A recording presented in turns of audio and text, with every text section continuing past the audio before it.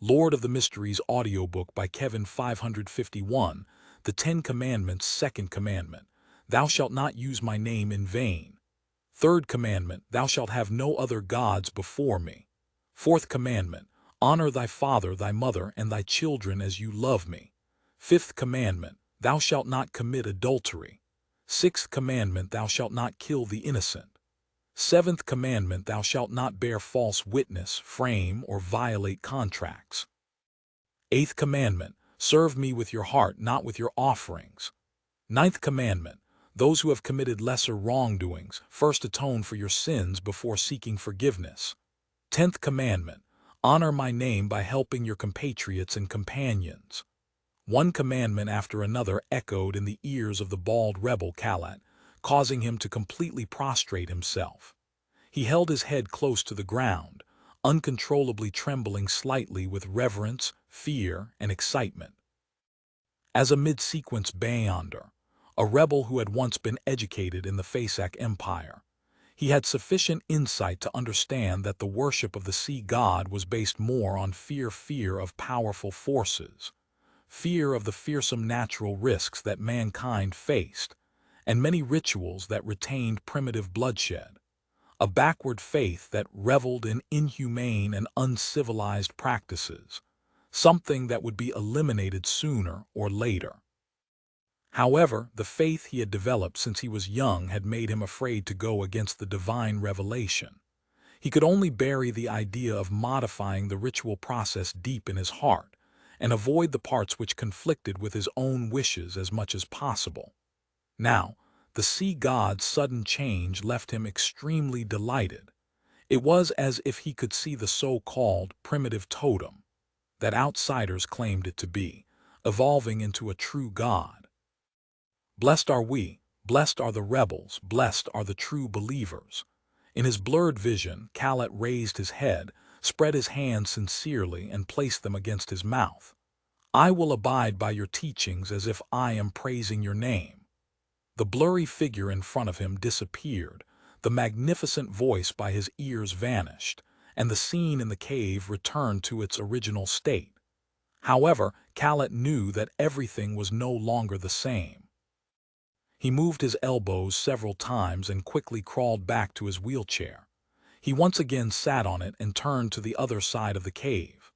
Kalat quickly met with Edmonton. This member of the resistance with a blue sea serpent tattoo was standing in front of the deity figurine that was bleeding abnormally. His forehead was a mix of scarlet red and black, dirty and gruesome. However, Edmonton's expression was joyful, excited, and satisfied. He looked at Kalat and blurted out, "Did you receive the revelation?" "Yes, it's the aura of God just like before." Kalat nodded in excitement. Not only has God rebuilt the earth, but he has also rebuilt his covenant. Edmonton let out a sigh of relief. I was even suspecting that I was hallucinating before. It seems like as long as an outsider touches the holy sword, God will be able to walk the land again. There's no need for it to be completely lifted. Kalat chimed. Indeed. The reason why the deity figurine shattered and bled is because God has changed his image. We must build a new one, just like the scenes we saw earlier. God also showed his sacred emblem. Above the symbol of the waves there was a scepter in the shape of lightning, surrounded by strong winds, Edmonton said as he recalled. Kalat immediately patted the armrest of his wheelchair. Let's find the high priest right now. He should have also received the revelation. We will usher in a new world. Above the gray fog, Klein put down the sea god's scepter and rubbed his temples in exhaustion. He had noticed a problem earlier. The sea god's scepter could respond to ritualistic magic, which meant that it could provide a certain amount of strength to help the worshipper complete the ritual and achieve their goals. However, it could only be concentrated within his domain, and could not exceed the limit. Whatever could be done was relatively limited. For example, the Evernight goddess could use a method of influencing fate to let her believers naturally obtain the money they needed and pay their debt. As for the sea god's scepter, it could at most produce fake money on the altar, and after a while, it would become ineffective and return to its true form. This is the difference between a false god and a true god. Besides, apart from the gray fog, as long as it fulfills the procedure in prayer, the sea god scepter is capable of automatically responding to ritualistic magic, unless it will use up more than half of its power in one go. This might be why the steps to ritualistic magic are extremely important. Above the gray fog, prayers will be screened. Reduced to points of light, the sea god scepter is unable to automatically respond, hence requiring me to manually handle them. This makes it relatively troublesome. It's impossible for me to stay here all day. Of course, there's also a benefit to it as long as the prayer doesn't have any mistakes and it is accurately pointed towards the sea god scepter. Regardless of how perfunctory the ritual is, they will be able to receive a response. The only criteria is that I'm in a good mood. I'll think of a solution when I'm free. I'll make it so that even if the sea god scepter is above the gray fog, it will be an automated answering machine. Produce a paper angel. That's useless, as it doesn't have any soul injected into it. Make a mechanical and rigid puppet to handle the repeated and trivial ritualistic magic. I wonder if a nimble right master has powers related to this. At the very least, Risego only showed traits of controlling a person like a puppet. As Klein's thoughts slowly settled, his eyes moved to the iron cigar case. After some research, he discovered that this cigarette case that had a severely corroded exterior had undergone some abnormal changes. It was firmer, tougher, and more resistant to corrosion. However, it was still within a comprehensible and acceptable range of normal humans. It isn't equipped with any special properties. However, if it were placed here for a few years, decades, or even longer where it holds beyonder characteristics and mystical items, perhaps it could really evolve into a sealing case whose effects would gradually fade one day. The corner of Klein's mouth twitched, and he turned his head to look at the junk pile in the corner. They were covered by the gray fog, almost blending in with the surroundings. Heh heh.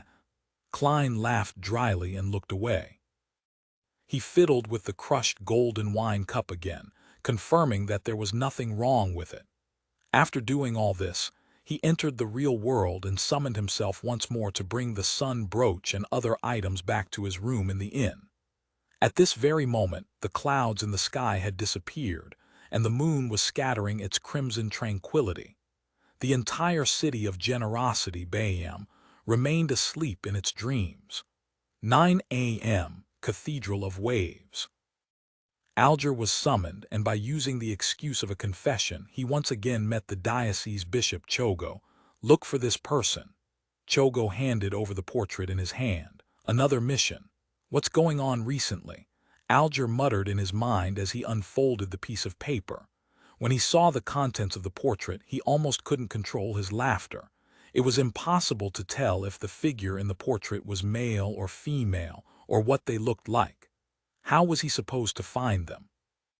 In a split second, he thought of something and didn't try to hide his change in mood. Instead, he deliberately blurted out, "Who is this?" The portrait depicted an unusually blurry and mysterious person with no characteristics that could be used to aid in a search. There was no such mission yesterday. A sudden demand to pursue this person this morning. What happened last night? Calvatua perished completely. With that happening, the church and the military would definitely search for its remains. Saimim Island is the clue. This person took away the most important item ahead of them. Who is this person? Alger's heart skipped a beat, and he almost didn't dare meet Chogo's eyes. Chogo nodded. A dirty, despicable thief. He may be from Intis or Fasak, and he may belong to the Church of the Eternal Blazing Sun or the Church of the God of Combat. Someone from Intis or Fasak, or someone from the Church of the Eternal Blazing Sun or the Church of the God of Combat. Why would there be such a guess and conclusion? His Eminence John Cotman only received little information at the scene and was unable to pinpoint the target. In this case, It's indeed possible to presume that this person is from either Intis or Fasak, as the main supporters of the resistance in Kalvatua are from those two countries. Heh heh. There is reason to believe that they may have already known where Kalvatua was hiding. It fits my theory from before. Of course, it could also be something else. Alger controlled his emotions and asked, "What did he do?" "You don't need to know. Just pay attention to any abnormalities from people from Intis or Fasak in Bayam. Yes, also include the locals who have become Bayanders. Also, find the people who previously posted the notice on the front door of the cathedral. They might know something and they could quickly give you further information," George ordered in a deep voice. This is indeed a direction. This is tantamount to telling me that this person has something to do with the notice and the perishing of Kalvatua. I wonder whose hands Kalvatua's Bayander characteristic landed in. Who? Right, the world is in Bayam. Something happened to Kalvatua not long after he came here. Could this be Mr. Fool's purpose? Would this help him in the process of removing the seal and regaining his strength? Alger's pupils contracted as he recalled his conjecture from a while ago. When he woke up, Klein, who had reaped a bountiful harvest last night, was uplifted and in a good mood. He decided to treat himself today and make sure that his 3 meals would be sumptuous and delicious. As he pushed open the door and walked into the living room, he saw that Danitz was out of bed, untying the bandage and splint around his arm. He recovered that quickly. Klein was stunned for a moment seeing J.M. and Sparrow look over. Danitz chuckled and said, "My ability at recovering isn't too bad. My sequence 9 is called Hunter. I received a clear improvement in various aspects of my body, allowing me to surpass ordinary humans. When it comes to combat, I experienced a great enhancement. Besides, I'm already at sequence 7. Sequence 9 Hunter. I've killed one, and I know the corresponding sequence 6's name is Conspiracist." Klein suddenly recalled the first enemy he encountered back when he first arrived in Backlund. It had sucked him into a maelstrom that he was almost unable to extricate himself from. "Sequence 8, Provoker?" Klein asked in passing. He had long since guessed Danitz's Bayander pathway from his adeptness at using fire. It was the Red Priest pathway which Roselle had called a true man. Sequence 7 was called the Pyromaniac, also known in ancient times as Fire Mage. Danitz froze for a second, thinking that J.M. and Sparrow was doubting him. He subconsciously raised his voice. "Do you think I'm not good at provoking? No, I'm an expert in this field." 552 Pomp Danitz threw the splint and bandages into the trash, flexed his left arm, and said, "Typically, a pirate's provocation is an insult, but I'm different. I do targeted insults. This requires one to grasp a lot of information and rumors, and also understand the provocation target. Only by doing this will you be able to make him lose his mind and cause his brain to be burnt out with a single sentence." He paused for a second and said, "Just like with steel. You can curse him, calling him Dogsh T, or you could curse his parents and captain, but that will be useless. However, if you do an action and throw in a line with that, he will definitely turn into a bull who only sees red." With that, Danitz put his hands on his hips, held his crotch, and shouted in a low, scornful voice, "Beach, I really want to hit him. He lives up to being a provoker. Indeed, Steel Mavetti has such tendencies and hobbies." Tusk. Klein loosened his subconsciously clenched fists. "This is what you call professional provocation." Danitz spread out his hands in conclusion. "If I meet a beast, a monster, or someone who cannot be communicated with since they had lost control, I can proactively emit a feeling that they hate. This is a Bayander power. People with such Bayander powers would either be great at receiving beatings, or they would be great at escaping. Clearly, you belong to the latter." Klein cursed inwardly. Without having to worry about his injured left arm, Danitz was in a good mood as he continued, "Actually, I'm very good at setting up traps." It's a pity that you didn't agree with my plan when hunting steel Mavetti. Klein resisted the twitching of his mouth as he calmly replied, "You still have a chance." "What chance?" Danitz asked out of curiosity. "A chance to set up traps for Beyonders such as Steele. One by one, I'll introduce you to them." Klein smiled. Danitz was momentarily at a loss for words. He knew very well that traps were often ineffective against a man who wasn't afraid of guns, projectiles, fire, or water. Danitz let out a hollow chuckle and turned to look out the window. "The weather has cleared up. Does that mean that the serpent, Calvatua, is dead?" Klein answered tersely without hiding the truth. Danitz exhaled, hesitated, then said, "Regardless, after this city-wide sweep, few pirates will dare come to Bayam for some time. This will definitely include Admiral of Blood. Your plan of hunting him with Captain might have to come to an end. The Sanya Sea is so big, so it's very difficult to find a fleet that intentionally hides their whereabouts. Moreover, they can head for the Fog Sea, Berserk Sea, North Sea, and Polar Sea. If it was that easy to kill a pirate admiral at sea, the church and the military would have done it a long time ago. Let me return to the Golden Dream as soon as possible."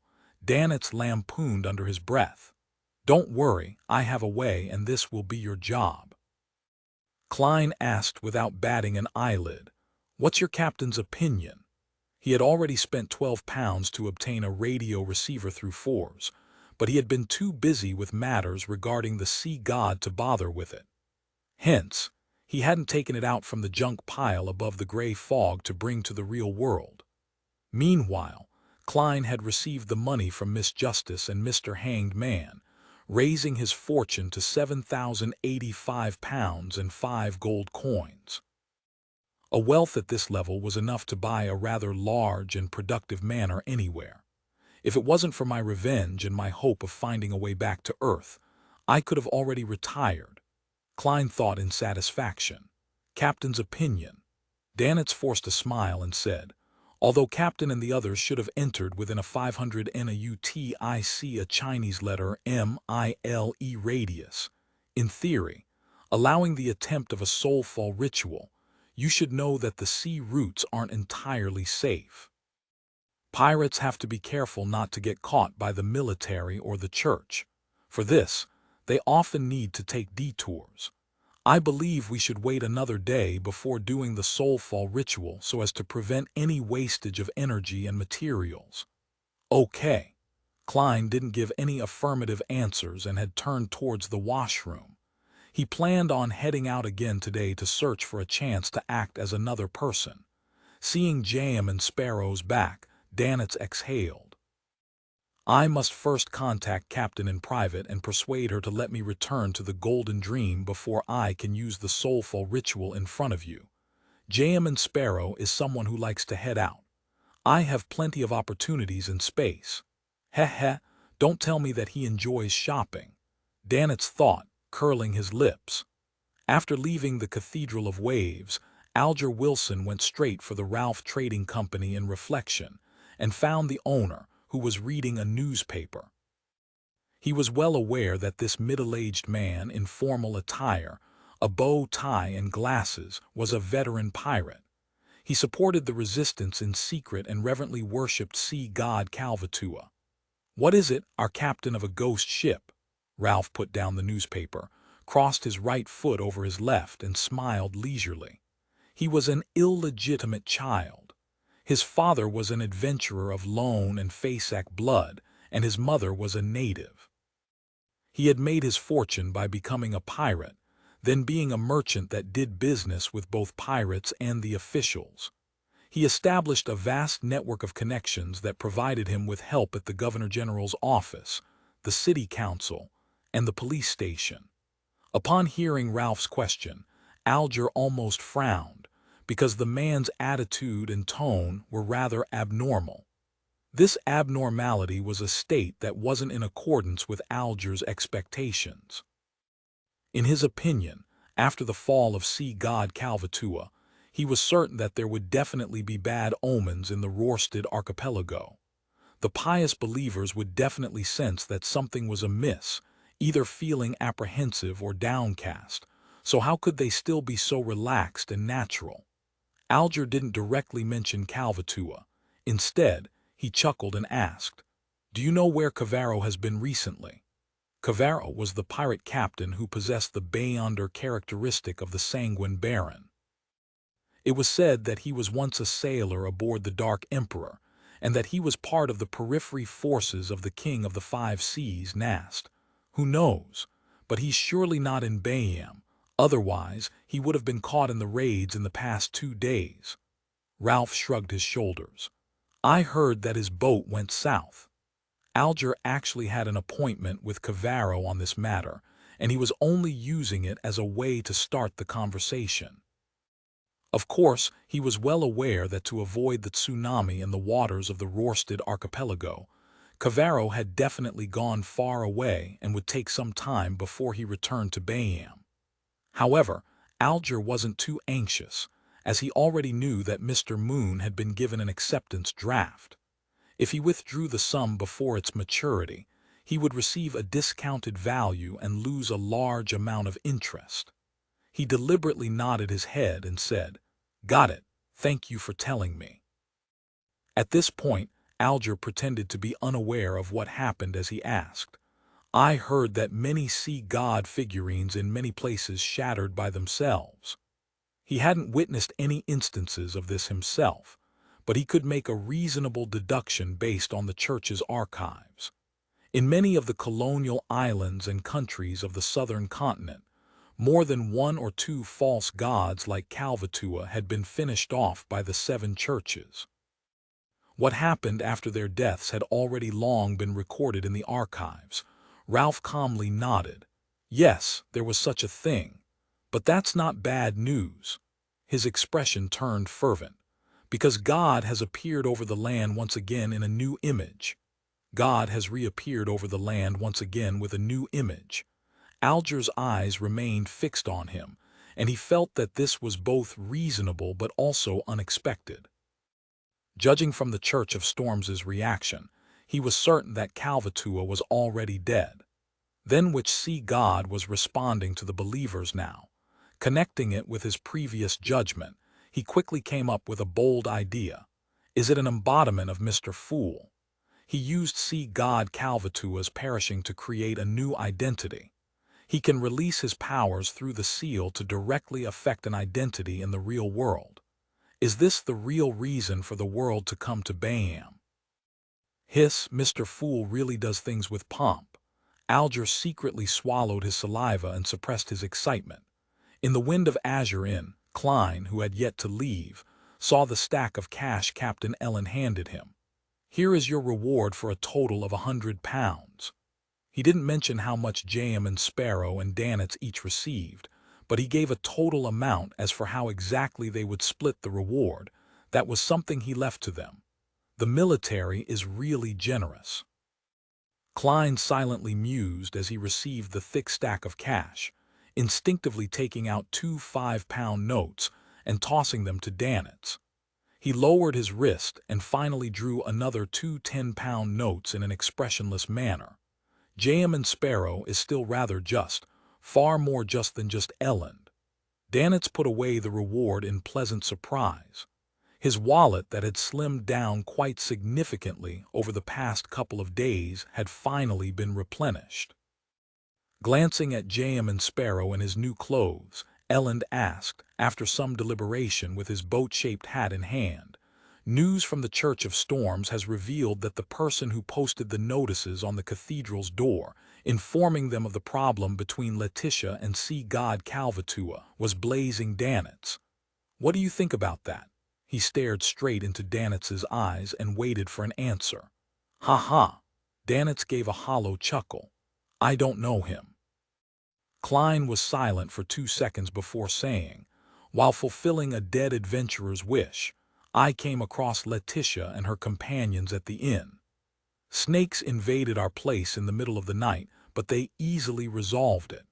After returning to Bayam, I went to purchase some items from the resistance and discovered that they had taken out their holy sword. Furthermore, there were two mid-sequence Beyonders guarding that small base. I felt a crazy will invade my body just by making contact with that holy sword for a moment, and I had nearly lost control on the spot. They were still after Letitia. What Klein said was the truth. It wasn't the entire truth, but it was enough to infer the contents of the announcement. Even if the kingdom's military and the Church of Storms were to investigate further, they would only be able to unearth the fact that J.M. Sparrow could change his appearance. After listening carefully, Ellen sighed and smiled. If there are such things in the future, you don't have to post notices in the middle of the night. You can come find me directly. This will allow you to reap even greater rewards. He stood up, put on his hat, and said to Danitz, I heard that the bounty for blazing is going to rise again. 553 Danitz's hard work bounty. The muscles in Danitz's cheek twitched as he forced a smile, pretending that he wasn't blazing and that he didn't care. When Ellen left, he turned sharply to face J.M. Sparrow and said, I think we should move to another inn. No, we'd better leave Bayham as soon as possible. If I'm worth a bounty of more than 5,000 pounds, I won't be safe anywhere. The pirates and adventurers who are at the same level as me would definitely rush over like sharks smelling blood. Pray that they can finish off while also proving themselves, and giving them a high bounty are always very popular. They're worth no less than treasure. Danitz suppressed even more of his inward shouting. Klein didn't agree or disagree. He slowly smiled. Are you worried that your bounty will be too high? Danitz nodded heavily, finally feeling as though the madman J.M. Sparrow was finally saying something sensible. Besides hiding, there are other solutions, Klein said as he walked over to the coat rack.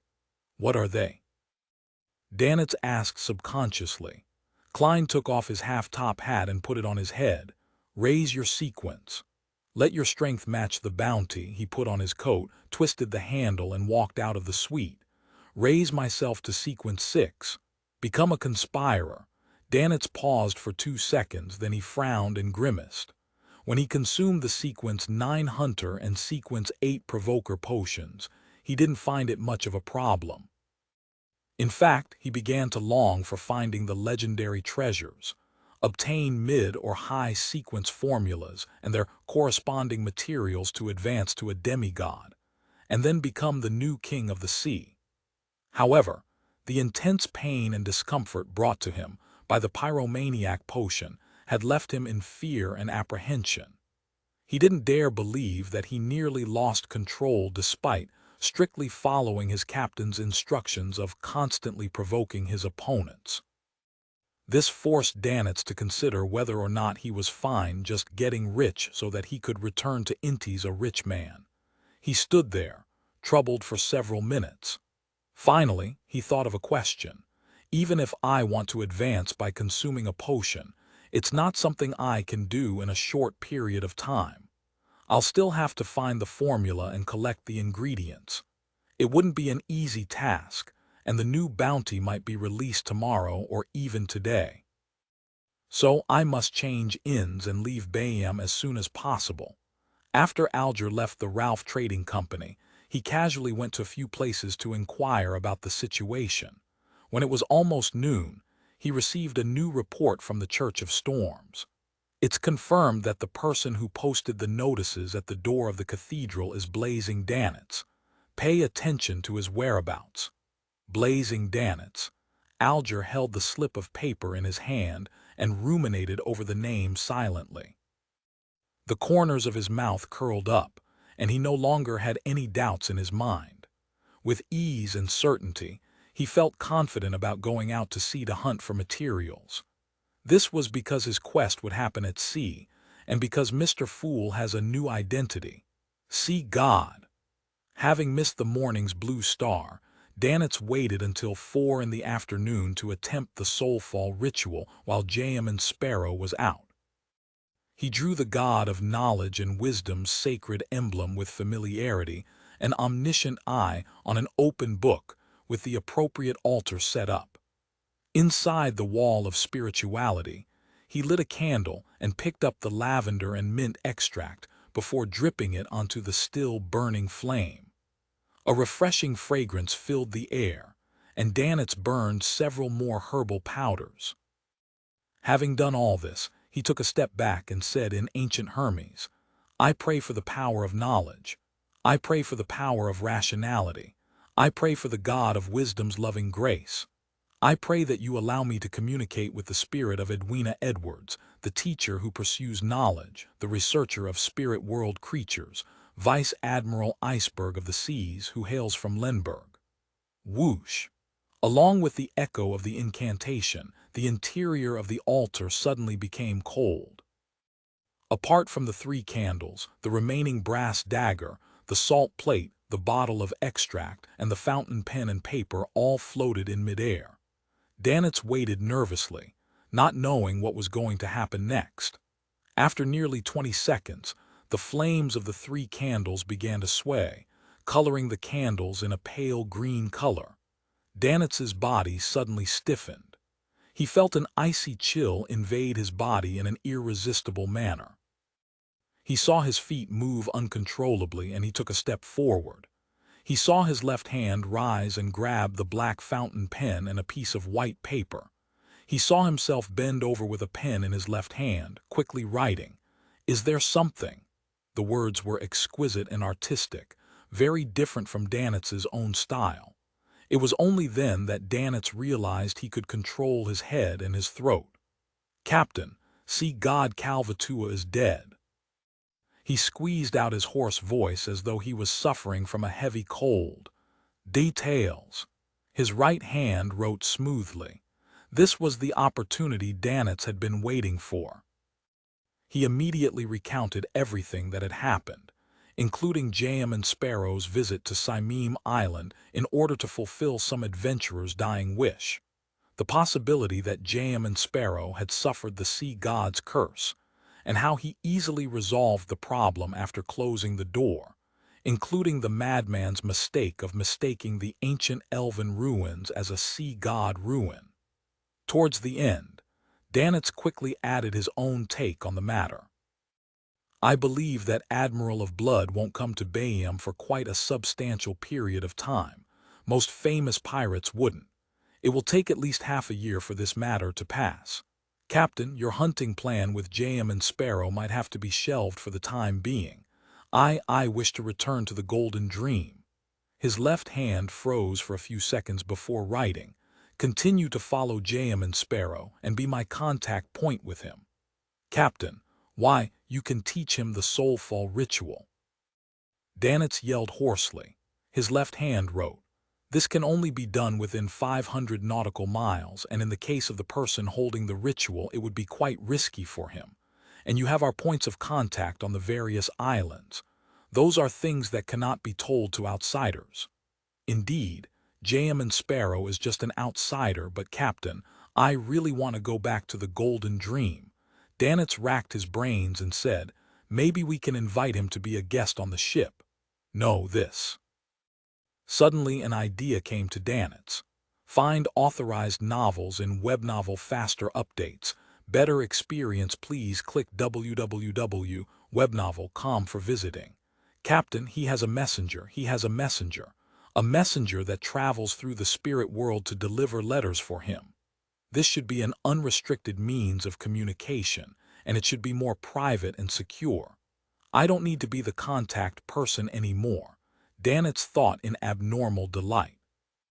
His left hand hung in midair for a few seconds before he wrote, "If that's the case, there's no problem.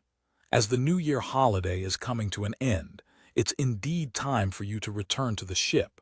You do have some talent in languages, but you still have quite a few problems in other areas. You need to attend more classes and work harder." Danitz opened his mouth, but nothing came out of it. He suddenly felt that returning to the Golden Dream wasn't anything to look forward to. In the evening, Klein returned to the Wind of Azure Inn. He didn't find a suitable target for acting despite an entire day's work. Due to the sweep from before, many pirates and adventurers that were wanted were arrested.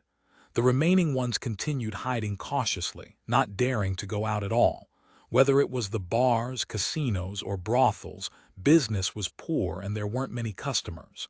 So this is the situation. Danitz came over. He cleared his throat and gave a hollow chuckle. It would be my first time using the soulfall ritual, and I don't have much confidence. I did a test ahead of time, and haha, it succeeded. I managed to communicate with Captain, and she believes there's no chance to hunt Admiral of Blood anytime soon. She plans on summoning me back to the Golden Dream. As for us communicating, don't you have a messenger? You can use the messenger to send Captain a letter. My messenger was given by a big shot, and it's not mine. Moreover, the messenger can only send messages back and forth between the owner and the owner of the token, without involving anyone else. Yes, it can also be between the host of a ritual and the owner. That reminds me, I have to find a way to get a messenger of my own, or many things will be inconvenient. As for the solution to this, obviously, it's to write to Mr. Azik, who has to be an expert on the matter. Klein calmly pulled over a chair and sat down. He leaned forward and said in a low voice, "Tell your captain that I have a way to find Admiral of Blood." Huh! Danitz was stunned, having not expected such an answer. Then he saw the corners of J.M. and Sparrow's mouth slowly widen as he repeated, "Tell your captain." Danitz shivered. He didn't dare to make any inquiries as he forced a smile. "We'll have to wait until the next blue star, which is between 11 p.m. and midnight tonight." "Very good," Klein smiled as he praised. But Danitz wasn't happy at all. Klein stood up slowly, recollecting a special dish he had eaten for dinner, and he headed for the bedroom. The food was called the Tidava, and translated into Loan, it was meat within fruit. The cook used a giant local fruit, Tina, hollowed out its flesh, leaving only a solid shell, then stuffed it with mashed mutton and fish, followed by sea salt and several types of spices, and repeatedly roasted it over the fire. The meat was fresh, fragrant, and perfectly blended with the sweet and slightly sour flavor of the fruit. Closing the door behind him, Klein first wrote a letter thanking Mr. Azik for his earlier guidance. Then he asked again how he could have a messenger of his own. After folding the letter, he took out his copper whistle and summoned the messenger. The messenger didn't stay, disintegrating the moment it took the letter. Phew. Klein rested for a moment, ready to enter the space above the gray fog to see if the prayers of the believers could bring him any useful information, such as who he could actually act as.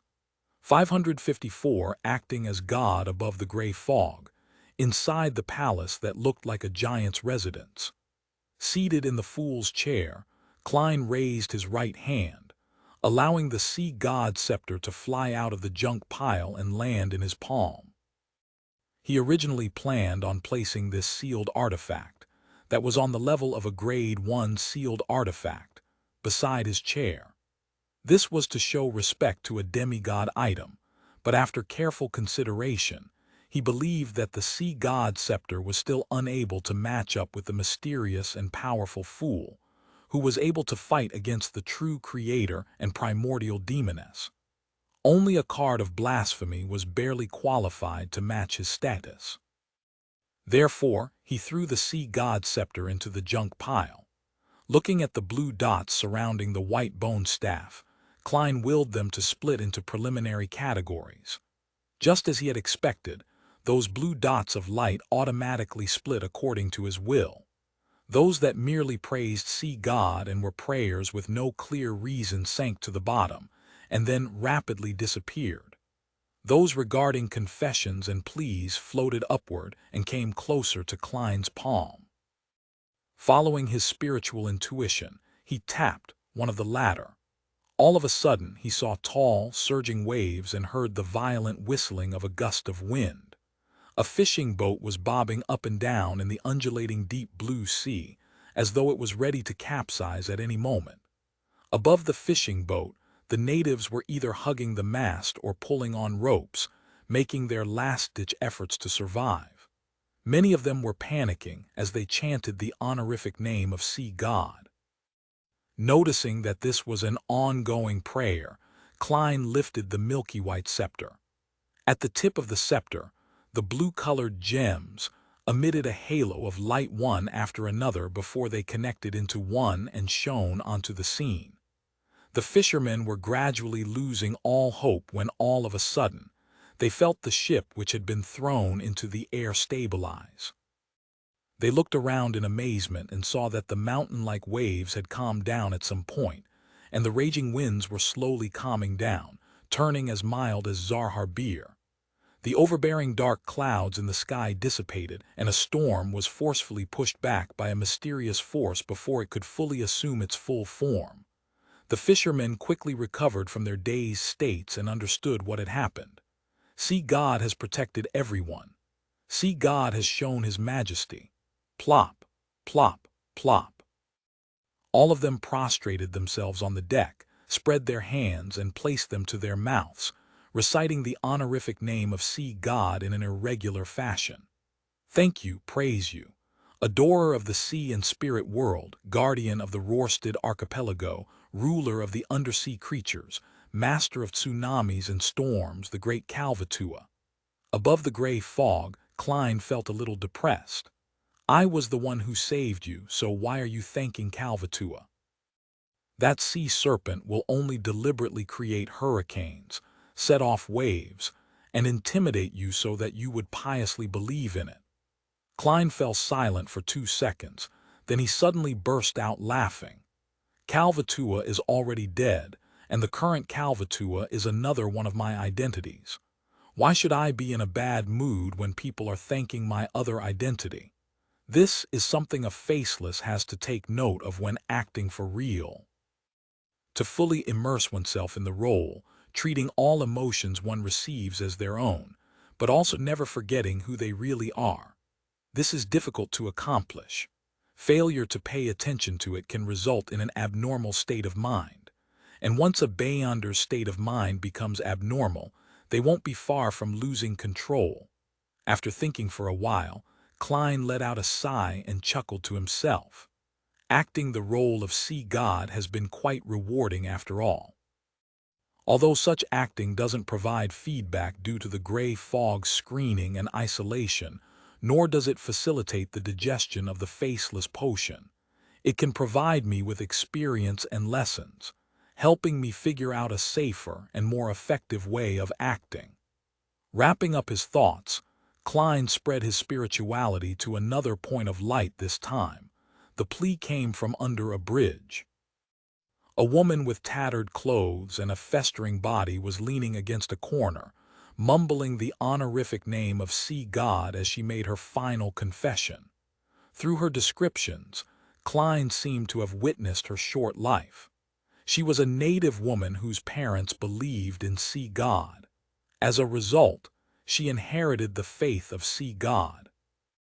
In the first decade or so, her father worked as a miner, repairing roads and laying the rails, while her mother focused on temporary jobs sewing, doing laundry, helping out at the docks, and occasionally working as a street girl. Only then did the family barely survive. An abrupt change occurred 2 years ago. Her father had died during a road repair accident, and the Rörsted Railroad Company had offered only a pittance of compensation. This pushed the family onto a path of no return. Subsequently, the girl was sold to the Red Theater by her mother and became a legal prostitute. Although Emperor Roselle had long invented the condom, many pirates and adventurers were unwilling to use one in their desire for momentary pleasure. And since the Red Theater didn't enforce the use of condoms, the girl's resistance was ineffective. All she could do was submit, eventually getting infected with some disease. The manager of the Red Theater had tried to provide her some simple treatment, but seeing that she wasn't getting any better, she was chased out because the cost of the follow-up treatment was obviously much higher than the cost of buying another girl.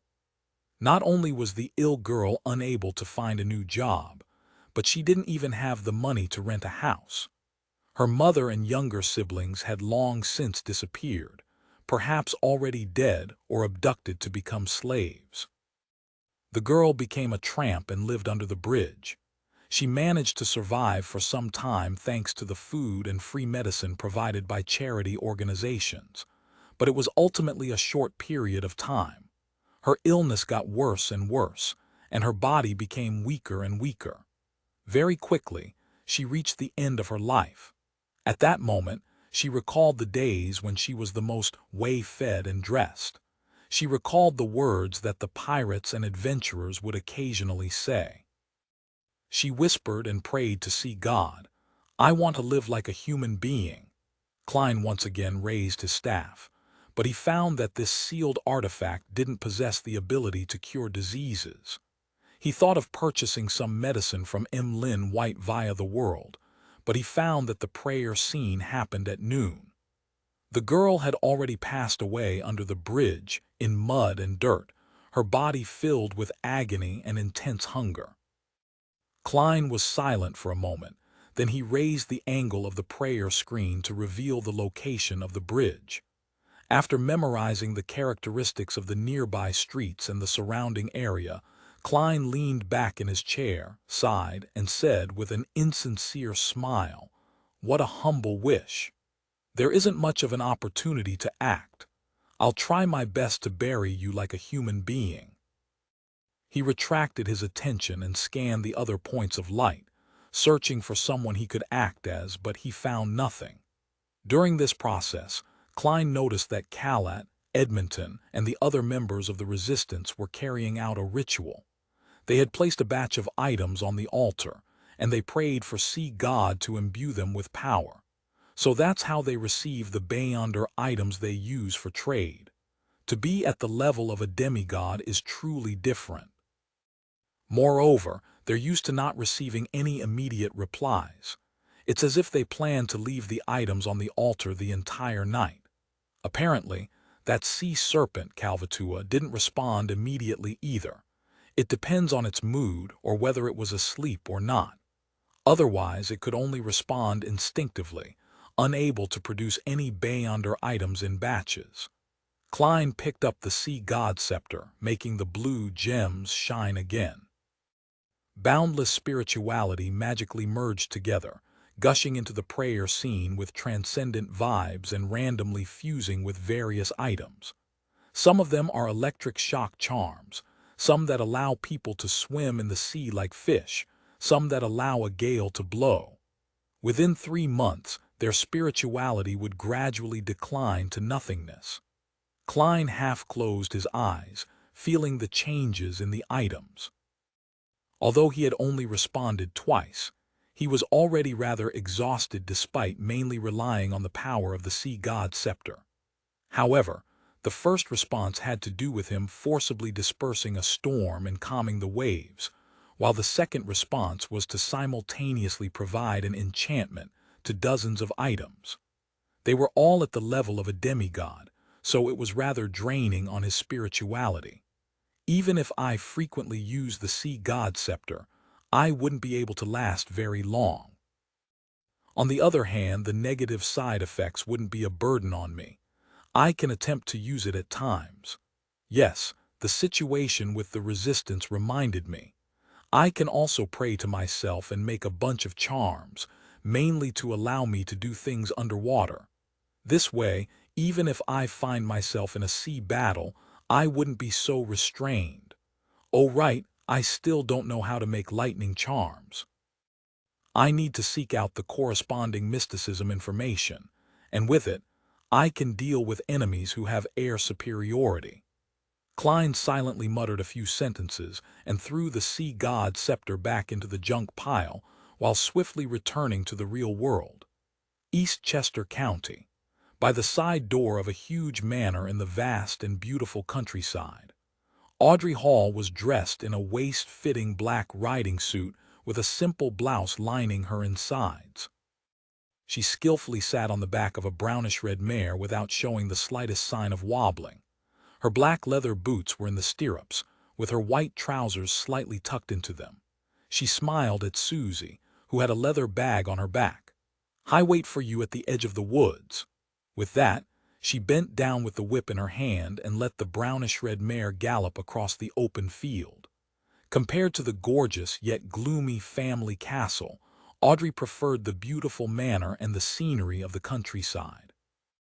One handsome horse after another came running out.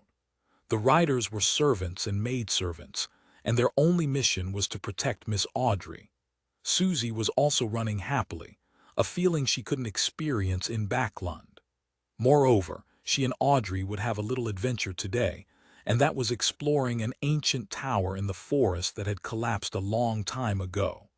The valuable items there had long been taken away, but there had never been any accidents that happened there. It was a perfect place for an inexperienced person to practice her various abilities. The only problem was that it would be dark in 2 hours, and there might not be enough time.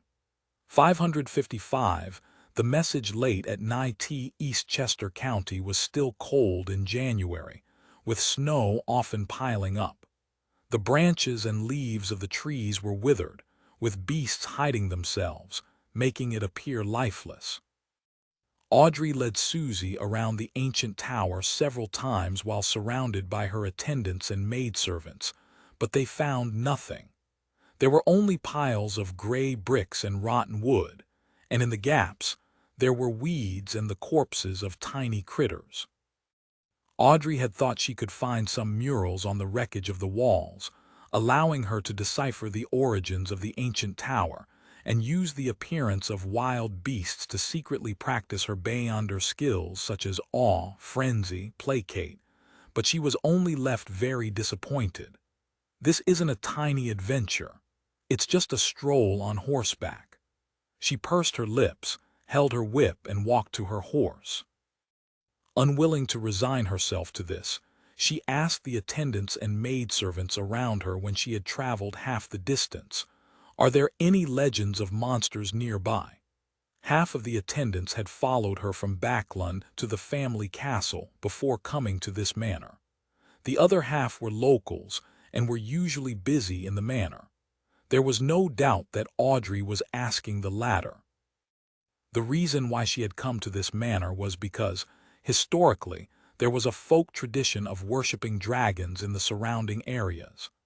A young attendant secretly shot a glance at his noble and beautiful mistress. He mustered his courage, took 2 steps forward, and bowed while saying, "Deep in this forest there are many fearsome wild beasts. Every year, hunters die there, but no one has ever encountered a monster before. It's just like the situation described in an old folk song that goes around this place." He recounted the folk song, and the general meaning was, "Monsters are in your dreams. Dragons are in your dreams. The great imagined palace floating in the air is also in your dreams. There is the place where you will have everything, all the way until you wake up. Curious children, brave adventurers, go and find the dragon in your dreams." The attendant deliberately left out the last line, because he might be misunderstood as being sarcastic to Miss Audrey.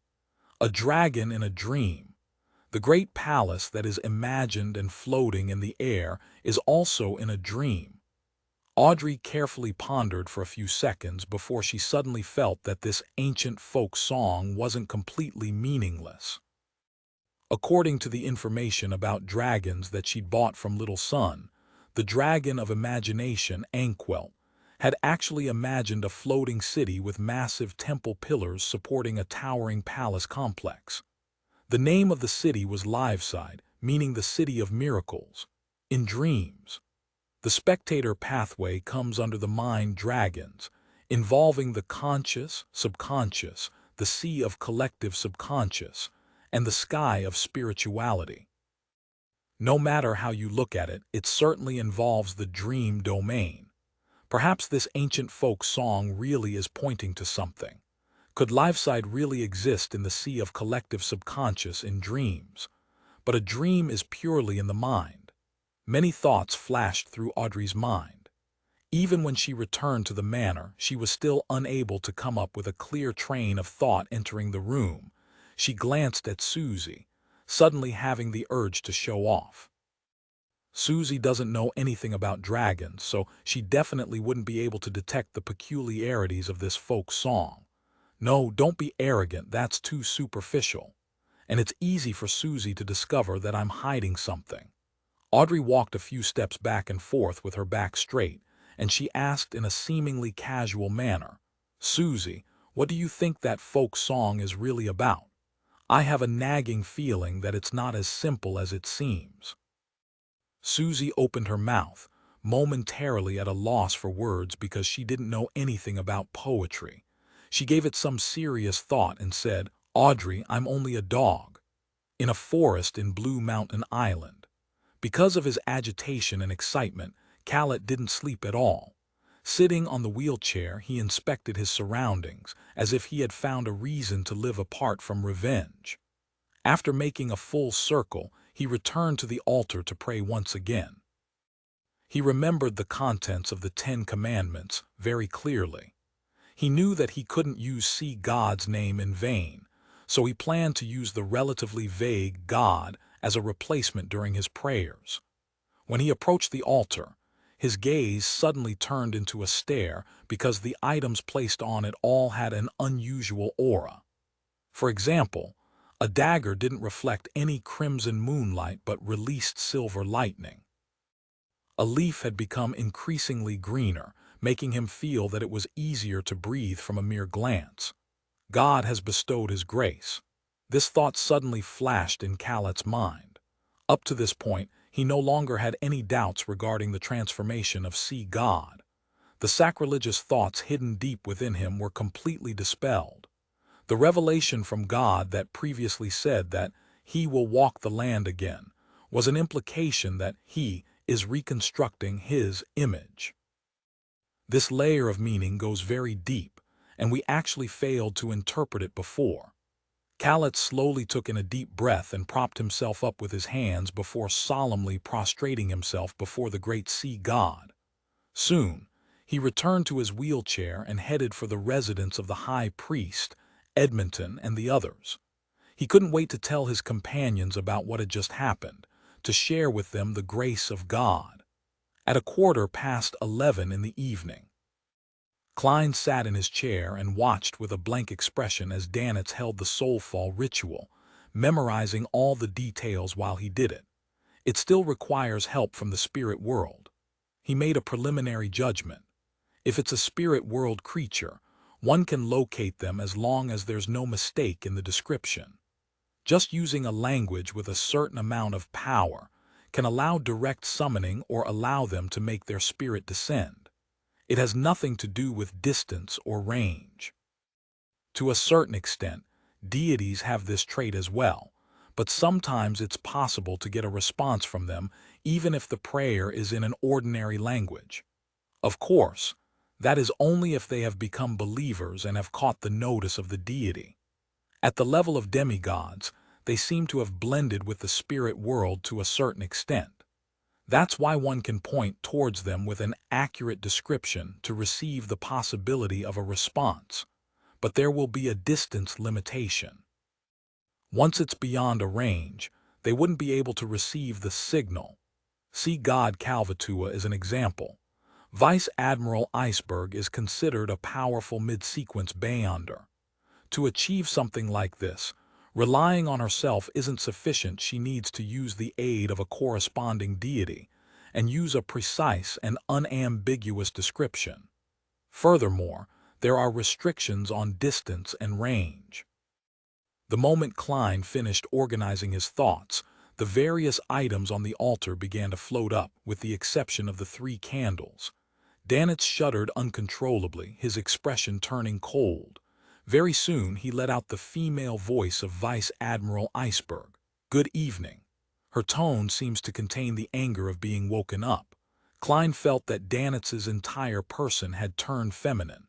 He hesitated for a moment and said, "I have a way to find Admiral of Blood." "What?" Edwina Edwards, whose spirit had possessed Danitz, already had her tone return to normal, one that usually lacked emotion. Klein said simply, "They use the latest wireless telegraphy technology. I received the frequencies and passcodes from White Shark." "Wireless telegraphy. You know such things." Edwina appeared surprised to learn that J.M. and Sparrow, who was an expert in mysticism, would also have some general knowledge of radio communication technology. Klein politely smiled. A little. Edwina was silent for 2 seconds. Then she asked through Danitz, "Have they discovered that? Are you referring to whether Admiral of Blood and Company have discovered the leak of their frequencies and passcodes? In theory, they should have, since their intelligence officer, Old Quinn, has died at the hands of Mr. Hanged Man. However, wireless telegraphy hasn't reached the level of wide-scale adoption yet, so it's easy for those who use it to ignore security risks." Klein didn't respond with absolute certainty. "Perhaps, but we can try. As long as I can listen in on the frequency, there's a very high chance of finding Admiral of Blood. As sea god, even at the level of a demigod, making it difficult for me to know about matters in neighboring seas like the back of my hand, I can still control sea creatures and ask them to seek people out." Klein silently added. Edwina said thoughtfully, "I'll have Danitz help with the surveillance. You know a lot about wireless telegraphy as well." Klein grinned and said, "Okay." When the soulfall ritual was over, Danitz watched Jam and Sparrow take out a sizable piece of machinery and its corresponding accessories with mixed emotions. "What is this?" he asked in astonishment. Klein said flatly, "Radio transceiver." Danitz turned agape as he finally forced his question out. "Where did you get it?" Klein glanced at him. Outside, as he spoke, he tossed the manual and information on the frequencies and passcodes to Danitz and went back to his bedroom to sleep. "So this is what he does on his frequent trips out." Danitz felt as though he had understood something. After much reading and experimenting, he finally mastered the usage of the radio transceiver and settled back into his reclining chair. He was soon snoring away. Without knowing how long he slept, he was suddenly awoken, astonished to hear rhythmic clicks. "What?" Danitz rolled to his feet and looked towards the source of the sound. He saw the radio transceiver in the dim room working on its own, spitting out illusory sheets of white paper under the serene moonlight. "What's this?" Danitz conjured flames in his palms as he carefully inched forward. This scene reminded him of the horror stories that pirates often spoke off when they were bragging. "There's a problem with the radio transceiver. It's connected to an evil spirit." Danitz decided to yell for Jam and Sparrow the moment he discovered anything amiss. As he approached the radio transceiver, he saw several lines of ancient Fasek on the illusory sheet of paper. "Hello. I sense a familiar but unique aura, but it's about to dissipate." "Hello." Danitz attempted a response. "Who are you?" The radio transceiver produced its clickety-clack again, spitting out a piece of white paper. "My name is Arrows. In exchange, you have to answer one of my questions." 556 Discriminatory treatment. A question. "This strange radio transceiver is a little interesting." Danitz cleared his throat. "You can ask, but I might not answer." He. "You think I'm the kind of adventurer or archaeologist who ends up killing himself because of curiosity?" Danitz thought with both caution and pride. It took a few seconds for the radio transceiver to produce its clickety-clack again. An illusory piece of white paper was spat out with red words on it. "Do you have a secret crush on your captain?" "No, don't speak nonsense." Who told you that?" Danitz's face instantly reddened. He felt at a loss to have the secret that had been buried deep in his heart for so many years revealed so suddenly. He was embarrassed and ashamed at the same time and subconsciously wanted to deny it, but at the same time he was also shocked and confused as to how this matter had been discovered by an outsider. He had never told anyone, and he had kept this secret very well hidden. Danitz opened his mouth, forced a smile, and said, "What a silly question, I refuse to answer." The radio transceiver produced its clickety-clack and spat out more white paper. "Then let's change the question.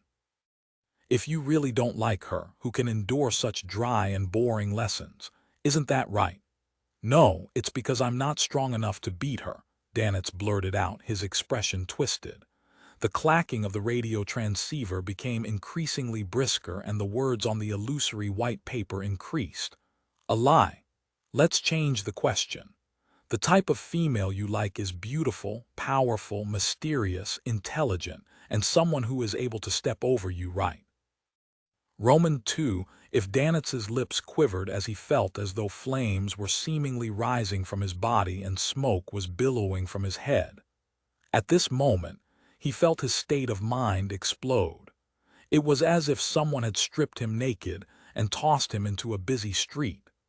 Subconsciously, he looked around in panic, searching and avoiding the gazes that might be cast on him.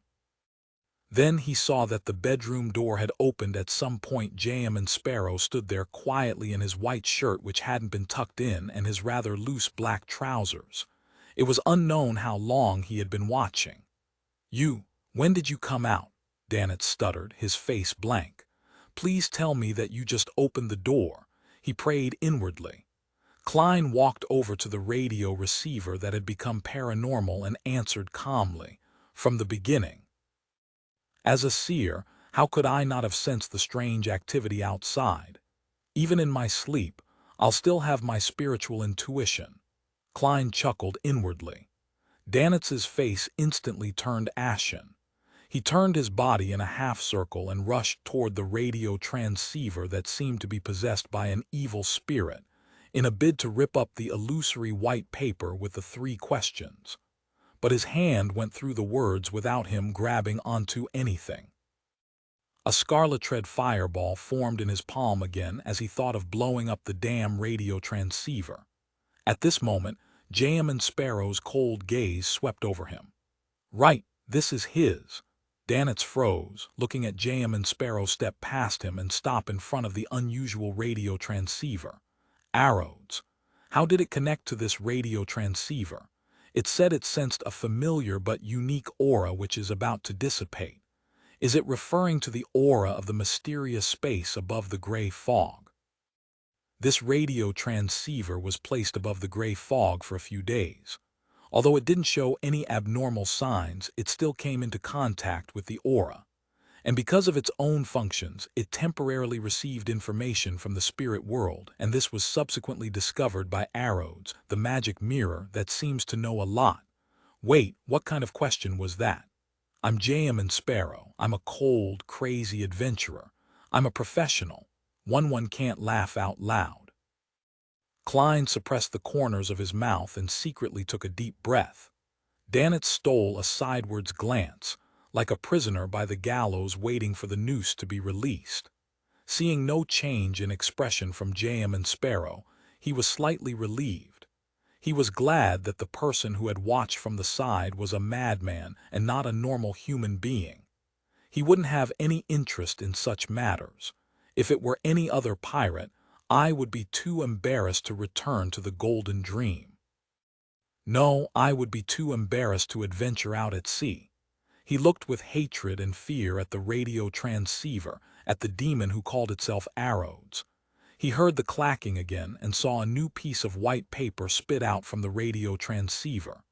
There were 2 neat lines in Lonese. Your loyal and humble servant, Arrows, is honored to follow in your footsteps once again, constantly at your service. This isn't the same evil spirit as that Arrows from before, right? Danitz's face twitched, and he suddenly felt that whatever happened tonight was surreal. Klein, who went through great difficulty to stifle his laughter, keenly caught on to a problem. Arrows wasn't here in person and had likely used the spirit world and the radio transceiver's special function to send messages remotely. Therefore, when Danitz refused to answer the first question, it was powerless to punish him and could only ask another question. That's interesting. In the future, I'll just need to place the radio transceiver above the gray fog for prolonged periods of time, and I'll be able to make it turn into a unique item that receives spirit world information from ghosts. Unfortunately, by the law of conservation of Beyonder characteristic, even with the augmentation of the gray fog's aura, its extraordinary abilities would dissipate bit by bit, eventually returning to normal. Yes, to maintain an ordinary item's extraordinary traits without the use of beyonder characteristics. There's another method according to my knowledge in mysticism. That is to carve the honorific name or true name of an angel, or even a deity in a language that can stir the powers of nature onto it. This would be equivalent to borrowing the target's mysticism and power. Of course, the premise is that they agree. I can't do it myself. At least, the piece of paper that I previously used as my bank's passcode in ancient Hermes hasn't undergone any abnormal changes. For real deities, I only know the true name of one, primordial demoness Cheek. If I get her honorific name together with her true name, what will happen when I engrave them in ancient Hermes onto the radio transceiver? Will it release viruses? Will it appear more aesthetically pleasing in an industrial sense, mesmerizing those with fetishes? Yeah, the outcome with the greatest possibility is that when carving the honorific name and true name, the powers of the primordial demoness will descend, sucking everything dry. This is an extremely precise supernatural direction. Strange thoughts flashed through Klein's mind until Arrows greeted him. Perfect, this is a magic mirror that can answer questions. Klein's heart skipped a beat. He turned his head to the side and said to Danitz, "Go out and guard the door." "All right." Without any hesitation, Danitz rushed to the door. He was afraid that the demon named Arrows would ask him new questions. When Danitz entered the corridor and closed the door behind him, Klein turned to the radio transceiver which was connected to the magic mirror Arrows and said in a low voice, "I have some questions. This is my honor. Can I address you as master, the great existence above the spirit world?" White paper spat out of the radio transceiver amid clacking sounds. "You're too obsequious and too shameless. Why do I have a nagging feeling that there's a problem?" Klein pondered a little and said, "You can use any form to address me."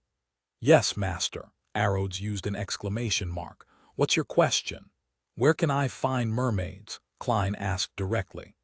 Amid clacking sounds, the radio transceiver answered, "To the east of the Gargas archipelago, sail the sea route for a week and there's a chance of meeting mermaids.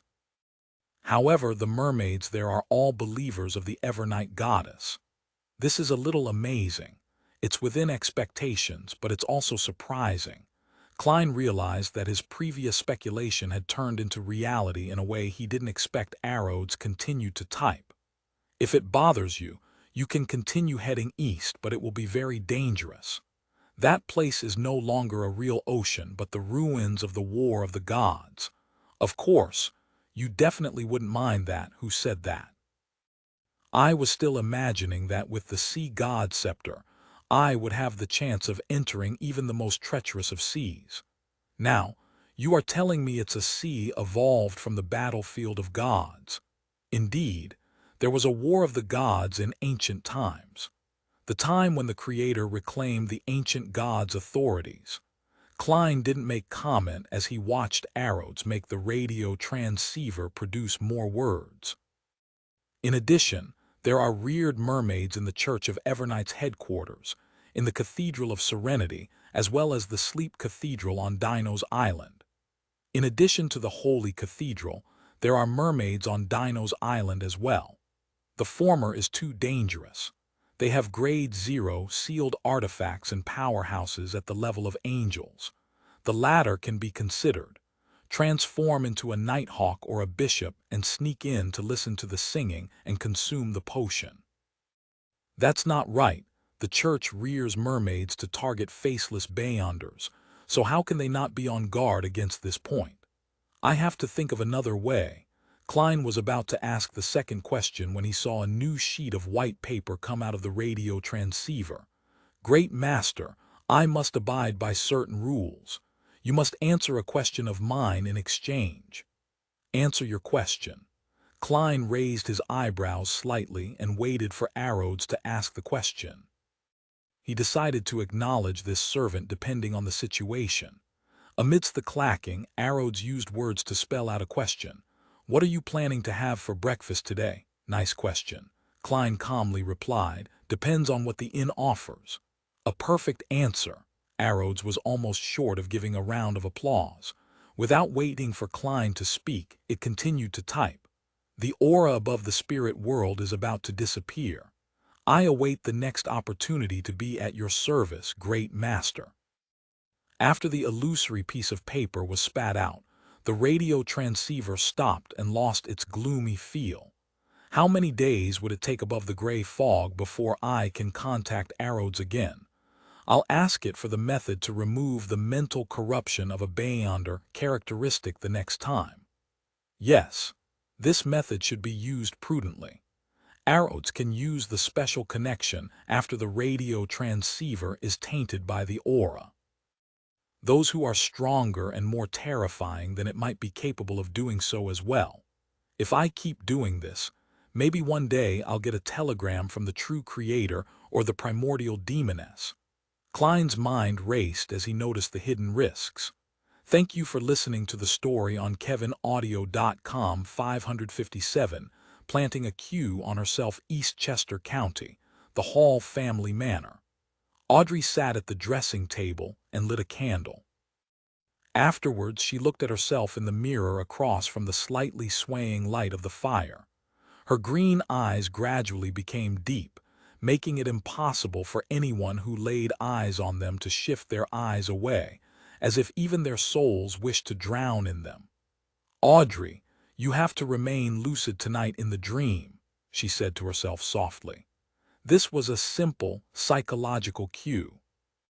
The ancient folk song she had heard at dusk had inspired her to explore her dreams and see if she could enter the sea of subconscious sea and the spiritual skies of all living things.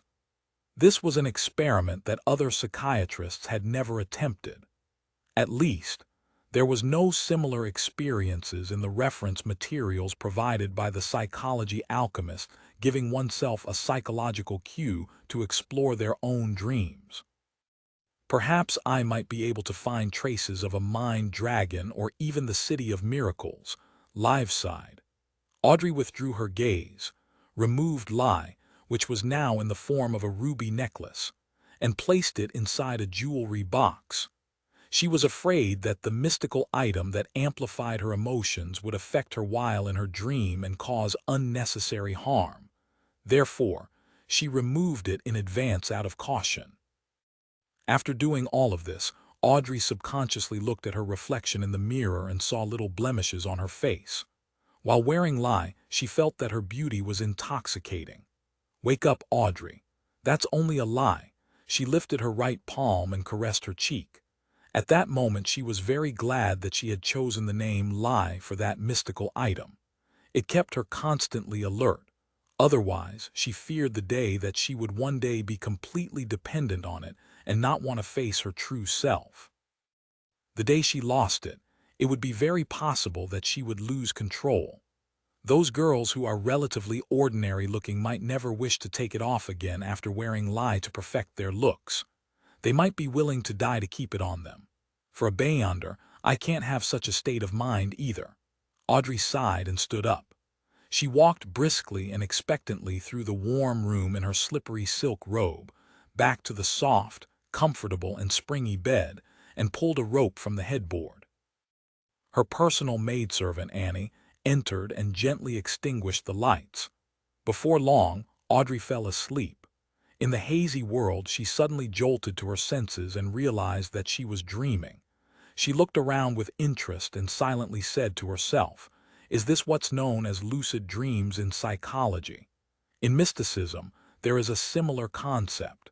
It's really effective. I relied on a simple psychological cue that I planted in myself to get a lucid dream. Audrey, you really are a genius. No, this is mainly an application of a Beyonder power. I mustn't be arrogant. At this moment, Audrey had already figured out what the current dream was. She was walking along a dark, narrow road surrounded by a dark forest, and ahead of her was the castle with its spires. The prolonged howls of the wolves, the slow and frightening gasps, and the shrill and intermittent screams came from every direction, creating a dangerous and depressing atmosphere. I haven't gotten over the fear of Duke Negan's assassination. I'm still afraid that one day, many Beyonders would suddenly attack my father, my mother, and my brothers. Audrey dissected her dreams from the point of view of a psychiatrist. In this strangely real dream, she walked slowly toward the castle that was almost identical to the Hall family's ancestral house. As she walked, a figure suddenly jumped out of the dark forest. It was a gigantic dragon with golden scales all over its body. Its eyes were pale gold with vertical pupils, and its thick tail looked like it could sweep away everything. This dragon's facial features were exactly the same as Audrey's. When paired with its body, it gave off an indescribable feeling of strangeness and horror. Audrey jumped in fright, almost waking up from her dream. Fortunately, having been a spectator before, she was able to stabilize her emotions in time. This made her realize that she had never really forgotten how she had almost lost control back when she consumed the psychiatrist's potion. Back then, her self-relief and the improvement in her mood was only superficial. The trauma had already taken root in the depths of her subconscious and would occasionally reflect itself in her dreams. Fortunately, I discovered this today. In the future, I can try to treat this trauma in my subconscious. I'm a psychiatrist. If I continue to ignore this issue, I might lose control due to this fear when advancing to Sequence 6. Audrey examined herself carefully. As she walked and stopped, Audrey's dream kept changing in an erratic fashion. It would have been considered quite an unsatisfactory story. Finally, she arrived in front of the castle and saw an arm-length magic staff sweeping through the air, scattering down specks of light that were as resplendent as starlight. The castle that was shrouded in the light instantly became magnificent, and all the gloom disappeared. The melody of a band came out from inside the castle as one wall lamp after another lit up. This was the most beautiful expectation that I had towards Beyonder powers at the very beginning. It really was a little girl's fantasy. The corners of Audrey's mouth curled up, and her mood turned for the better. She didn't stop, but she walked past the castle to the edge of her dream. She didn't care how the scene behind her changed or how the story unfolded. After walking for an unknown amount of time, she passed through the barren wasteland and arrived at the top of a cliff. Looking out, the gray, blurry void extended into the distance. The area beneath her was so deep that it seemed to be bottomless. Audrey was keenly aware that this was the boundary of her dreams. Once she left, she had no idea what would happen. And how do I leave? Jump down? Will I fall to my death? Audrey thought awkwardly, not too courageous in taking the risk. After thinking for a few seconds, she slowly came up with an idea. This is a dreamland that originates from the world of my mind. As the mistress of this place, I can use my will to open up a path for myself. With the thought of making the attempt, she tried to conjure what she thought, just like the way she did it above the gray fog. The only difference was that the former needed the help of Mr. Fool, and now she had to rely on herself. Audrey stretched out her right hand, pointing it downwards into the depths of the gray fog. In front of her, the gray fog suddenly surged, revealing layers of stairs that led downwards. Without an end in sight, Audrey took a slow breath, lifted her skirt slightly, and stepped onto the first step. Step by step, she continued down the stairs. The surroundings grew increasingly quiet, so quiet that it was almost as if she heard auditory hallucinations. In this place, there was nothing else apart from the gray fog.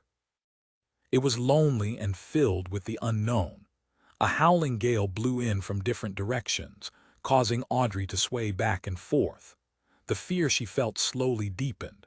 Before she lost control of her emotions, her green eyes shone with a warm light that seemed to be able to see through the hearts of others. Audrey used her psychoanalysis powers to placate herself. She continued her search. After nearly a minute, a point of light suddenly lit up in the surrounding gray fog. Audrey took a cautious look, only to see that the point of light was of herself back when she had just consumed a potion and almost became a dragon monster. While on the verge of losing control, emotions such as worry, horror, fear, and nervousness were clearly overflowing from her. This is my subconscious, so this is my trauma. Audrey vaguely understood where she was after she left her dreamland. She was in no hurry to resolve this trauma as she continued to walk down, step by step, filled with anticipation. According to the theories of the psychology alchemists, the subconscious was at the bottom of her destination, the sea of collective subconscious for all living creatures. During her exploration, Audrey once again saw herself listening to her parents' storytelling when she was young. She saw herself, someone who valued her image but wasn't actually very elegant deep down.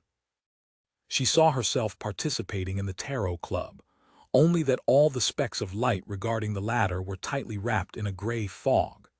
These are things in my subconscious. They influence my character and behavior. Audrey instinctively analyzed what she saw with her knowledge of psychology. Amidst the coruscating points of light, there were several times where she was pushed to the verge of an emotional breakdown due to the lonely, aimless exploration, but she had used her beyond her powers to placate herself in time. Just as she was about to lose all sense of the passage of time, she saw the last step. In front of the steps was a solid, blurry, gray ground. Above it, there were streams of light and shadows. They were dense and overlapping, like an illusory sea. The sea of collective subconscious. Audrey took a few steps forward and raised her head to look up.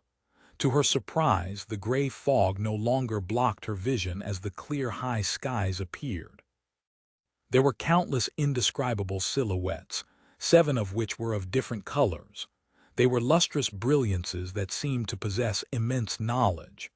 Audrey pursed her lips and happily said to herself, "The sky of spirituality." Then she cautiously moved forward, forging the adventure that she could call her own. Those figures of light that formed the sea would flash past her from time to time. Some contained ancient memories of being burned by flames, while others bore the excruciating pain of seeing something indescribable. Apart from the imprints of the ancients from ancient times, Audrey also saw the gazes of admiration cast on her one after another, as well as the activities of the people who worshipped dragons. As she walked, she noticed a grayish-white mountain on the far left. It extended upwards until it emerged from the sea of light and shadows. The top of the mountain was shrouded in a dense fog, making the entire place seem hazy. Is that someone else's consciousness? The sea is the subconscious, and beyond the surface of the sea is the ordinary consciousness. Yes, he's dreaming.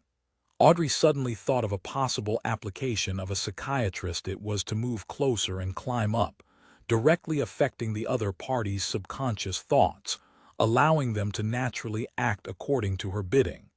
But it should be very difficult and very dangerous. Audrey looked away, not daring to make the attempt. She clearly remembered that her purpose this time was to seek out traces of the Mind Dragon and the City of Miracles liveside. Audrey passed by more than 100 other people's consciousness. Gradually, she felt exhausted. It's time to return.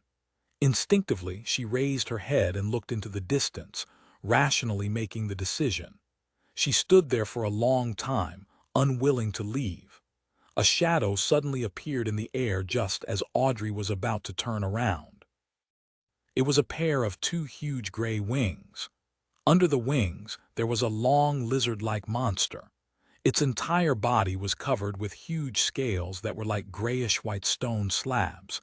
It had 4 thick and powerful legs, seemingly bathing in the sunlight that didn't exist as it flickered in what seemed like the afterglow of the setting sun.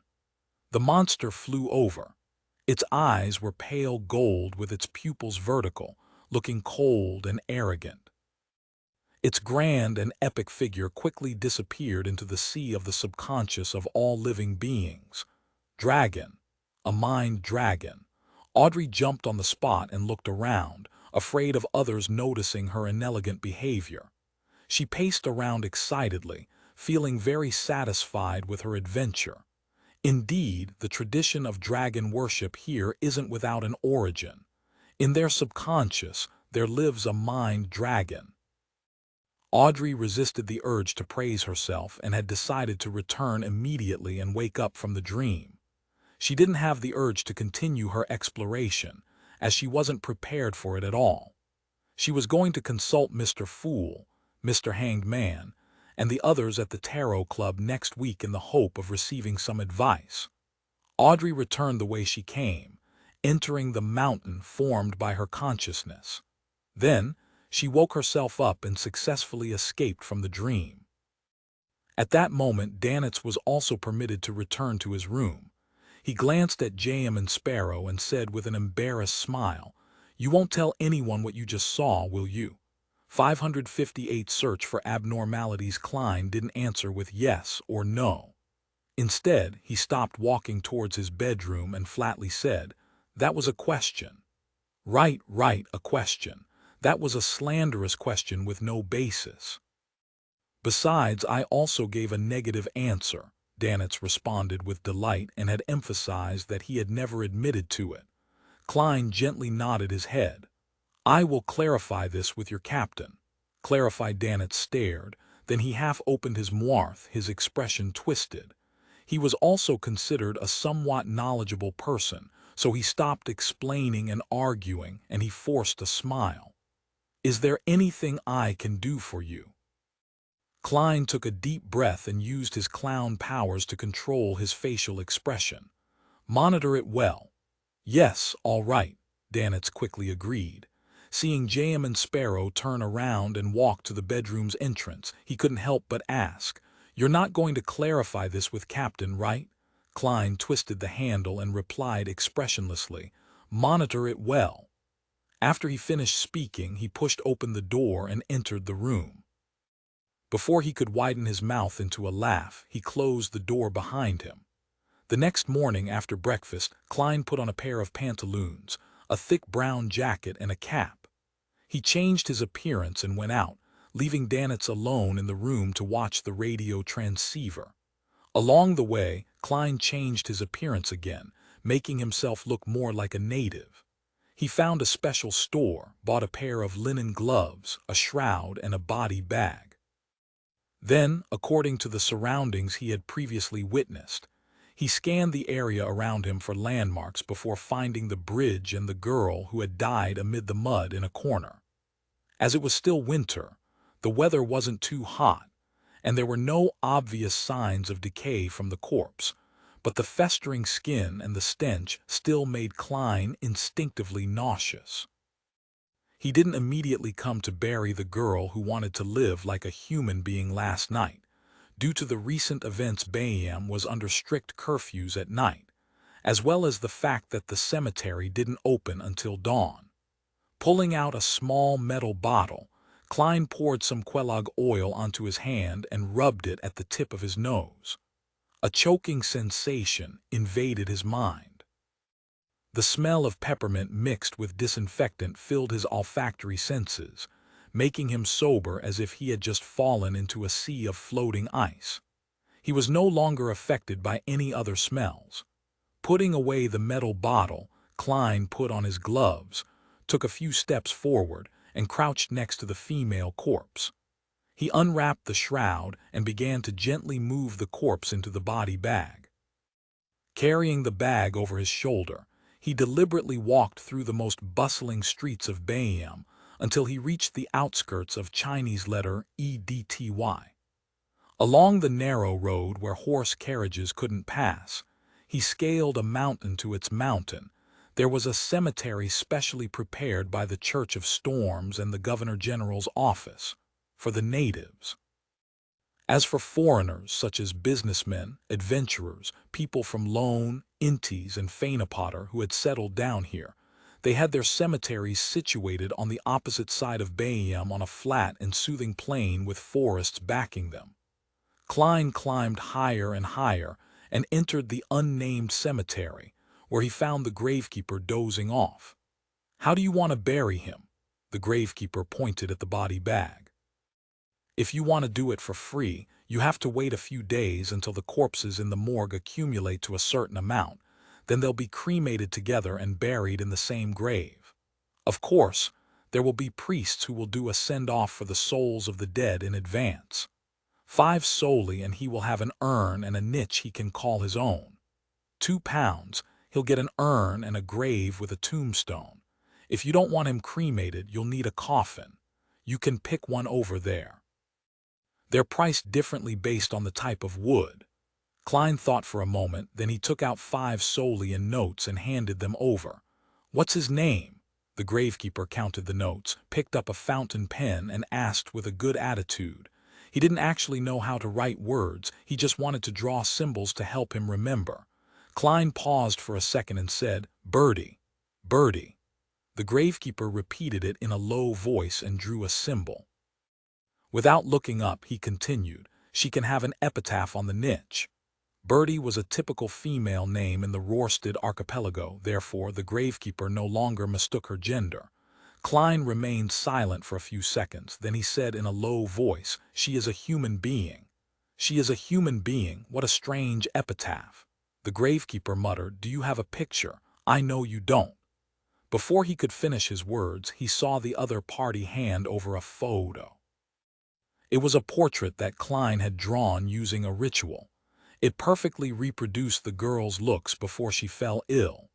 In order to not be suspected, he used the corresponding type of paper and some technique to make the portrait look like a real photograph.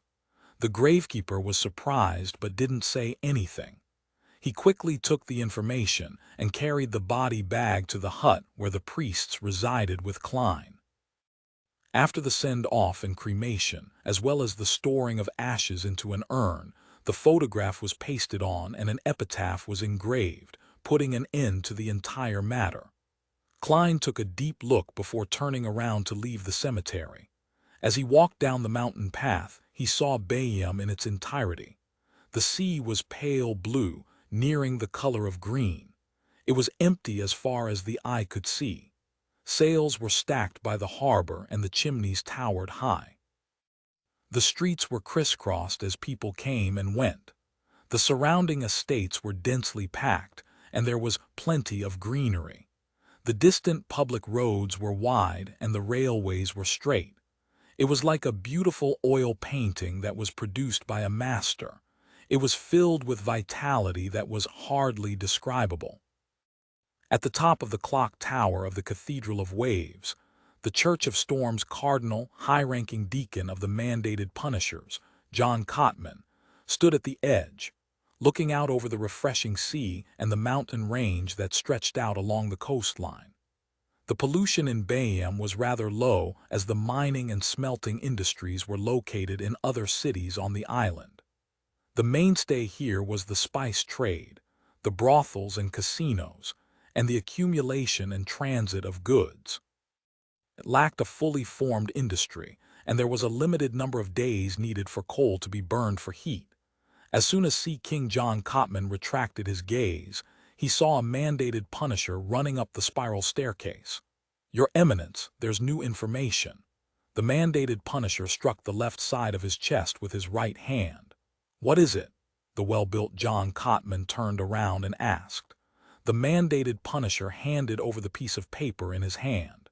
"News from within the resistance. They've received a response from Calvatua.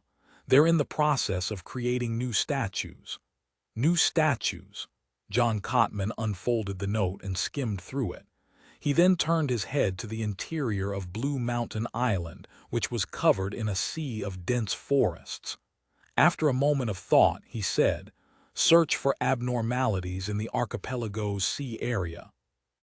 He was certain of one thing from the intelligence, that the mysterious person who had taken away the characteristic left by Calvatua hadn't left the waters of the Rörsted archipelago. This could be determined from the fact that the person could disguise himself as Calvatua and reply to his followers. Meanwhile, John Cotman knew very well that the Bayonder characteristic left behind by Calvatua, who had gone mad before its death, would lead to severe side effects, regardless of whether or not it was reduced to a real item. Therefore, it would definitely result in an abnormality in the surrounding area. Moreover, he believed that it wouldn't be easy for the mysterious person to find a proper sealing method.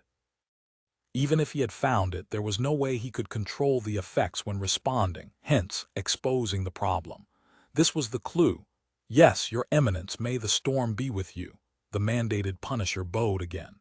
After entering Bayam City, Klein dispelled his faceless power when no one was paying attention. He returned to the Wind of Azure in via carriage. As soon as he opened the door and entered, he saw Dannett sitting in front of the radio transceiver, his expression strange and grave. "Got something?" Klein asked in a low voice. "No, no." Dannett raised his right palm and shook the papers in his hand. My bounty has been raised to 5 letter 3007 letter 3007 pounds. This was almost reaching Steel Mavetti's bounty. Because of this, he didn't dare head out to drink or relax. All he could do was stay in the room and listen out for a signal. This rate of appreciation is really tempting. For a moment Klein didn't know how to react, so he said without expression, "This is just the beginning. Mr. 10,000 pounds. Dogsh T."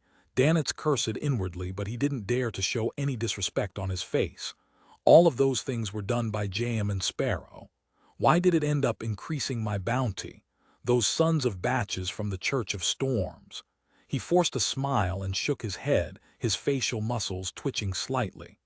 Klein held back his laughter and ignored him. He went back to his bedroom to catch up on his sleep. At this moment, he saw a letter suddenly appear, floating down from midair and landing right in front of him. Klein raised his right hand and grabbed the letter.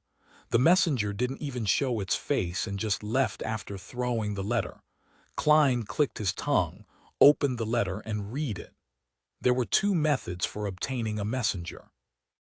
The first method is to think of an accurate description, hold a ritual, summon the corresponding spirit world creature, and make a contract with it.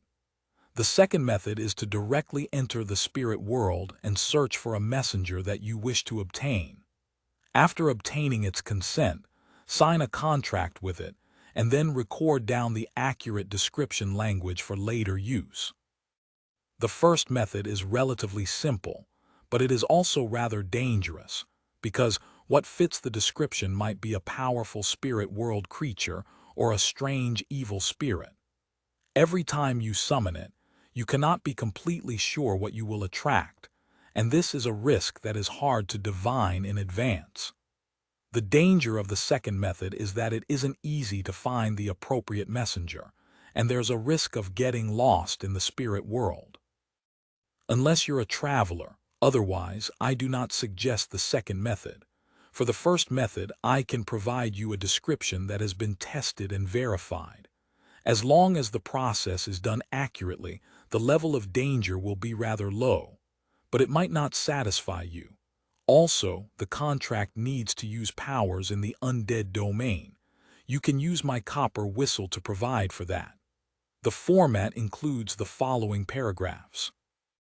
Of course, if you don't mind, I can transfer a messenger to you as a gift and have it sign a contract with you. Transfer it to me as a gift. It's no wonder that the messenger didn't even dare show its face. Klein thought in enlightenment. Considering that he had used the previous messenger as a shield and was unfortunately finished off by Mr. A, causing the later messengers to become increasingly rude to him, he inwardly declined the offer. Use the first or second method. The first method is prone to error. I might even summon a candidate messenger and get beaten up. A commonly used description isn't unique enough, making the messenger's strength worrying. The second method. I'm not afraid of getting lost since I'm able to instantly return above the gray fog. Furthermore, in my spirit body state, I can use the Sea God Scepter. The spirit world creatures aren't afraid of having their blood drained either. Yes, I have to do it outside the archipelago. Otherwise, I'll be affected by the prayers. Klein quickly came to a decision. 559 Meeting on the way with that idea in mind, Klein immediately began making preparations.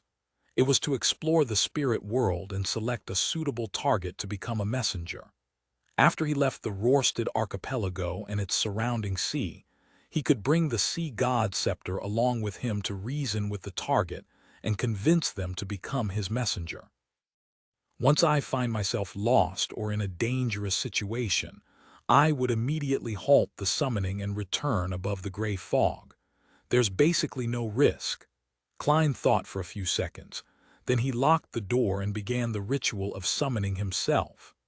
At the end of the ritual, he quickly arrived above the gray fog, but he was in no hurry to respond to himself. Instead, he sat down and let the sea god scepter fly out from the junk pile and land on his palm. He intended to scan the prayers of the believers as per routine for anything to respond to. During this process, Klein discovered that some of the prayers were actually quite interesting, because humans could deceive friends and relatives, but it was difficult to keep their truest thoughts when confessing or praying to the gods. At most, they would modify the truth to make them look less bad. A mixed blood, who had clearly changed his faith to the Lord of Storms, had already reached the middle ranks of the Bayam Police Department. But in his confession, he tried hard to portray his behavior as a plan of burdening himself to carry out a mission. For the sake of a brighter future for his kinsmen, he could only confess to God in misery, hoping that he would protect him, so that he could climb up the ranks in the police system as a believer of the Lord of Storms. Although his words sounded flawless, the fluctuations in his thoughts and emotions during his confession were clearly displayed in the prayer scene. It was something that couldn't be hidden, trying to deceive God while you are deceiving yourself. If it were a gigantic sea serpent like Kalvatua who lacked intelligence, it might have believed you.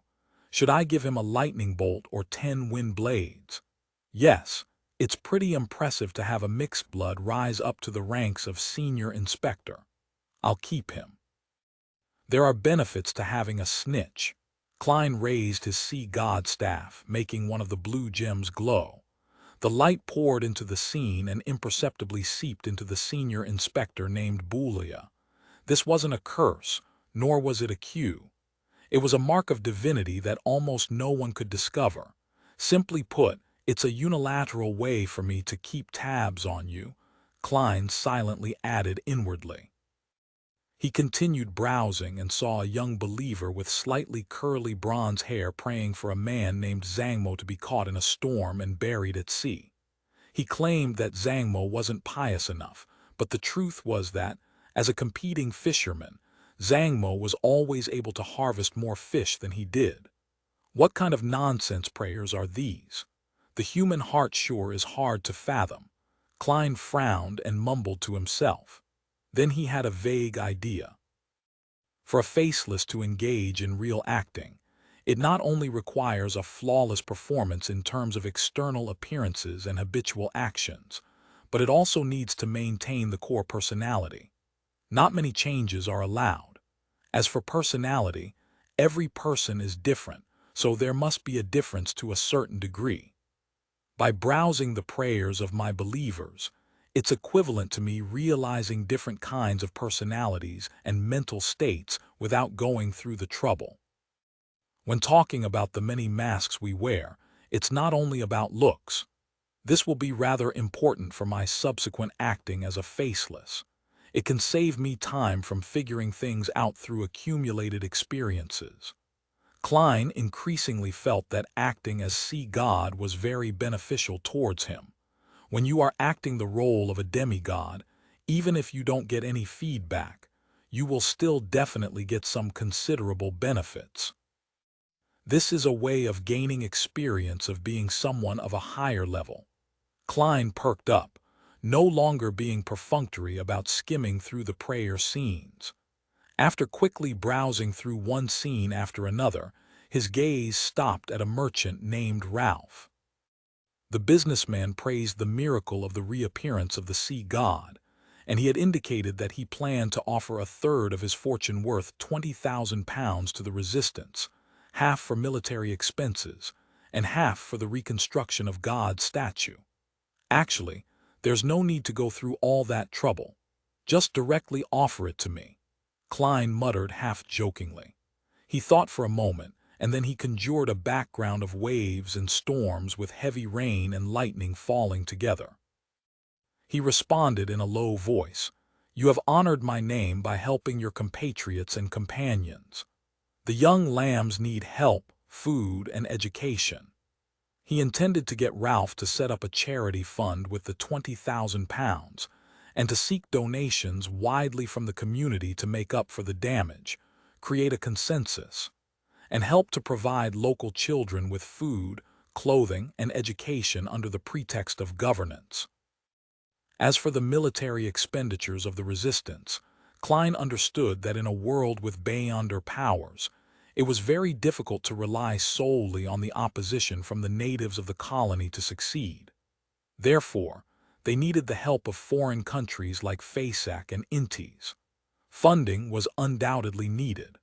Unfortunately, it's not possible to add a line in the Ten Commandments about boldly and confidently seek funding. That would damage the image of see God. The resistance shouldn't be thinking about annihilating the garrison troops. They should just focus on destroying the transportation infrastructure and make it more difficult for the Governor General's office to rule, so as to initiate talks. As a keyboard warrior, Klein wasn't lacking in ideas in such areas. He quickly restrained his wandering thoughts and made a divination to see if it was dangerous exploring the spirit world today. After obtaining the revelation that it wasn't considered dangerous, Klein took the Dark Emperor card, naturally changed his image, and stepped into the door of summoning. After entering the real world, he stuffed the mystical items he needed into his body as a precaution. Then, like last time, he used cogitation to sense the spirit world. Taking a step forward, he passed through an invisible curtain as Klein's illusory figure floated up. Around him, red, yellow, blue, green, and other colors were superimposed, like they were like the most abstract oil painting ever. The concept of direction that humans were used to could no longer be used here. If one used the old means of distinguishing direction and one's location, they would definitely find themselves lost. Klein roamed carefully and casually, sometimes seeing a yellow sun like a child's sketch, sometimes brushing past an incorporeal river that flowed quietly.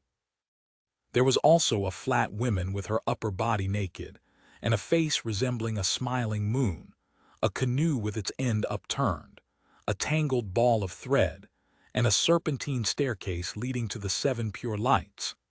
In this extremely chaotic world, other than spirit world creatures, all kinds of information existed as abstract symbols. Thus, what one received from a divination process would only be a revelation that required one to interpret it on their own. As for those symbols, there was a chance that they would come to life and become incorporeal monsters.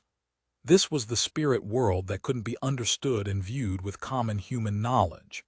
The last time he came in, he had easily discovered spirit world creatures, and he had noticed the creepy gazes from unknown locations that made his hair stand on end. There was the headless woman who carried 4 heads, a round eye with clear blacks and whites, and a giant jellyfish with a skull attached to each tentacle. He had easily encountered all of them back then, but this time he failed to see a single spirit world creature despite roaming for so long. Even the indescribable figures in the distance had disappeared, as if they had hidden themselves.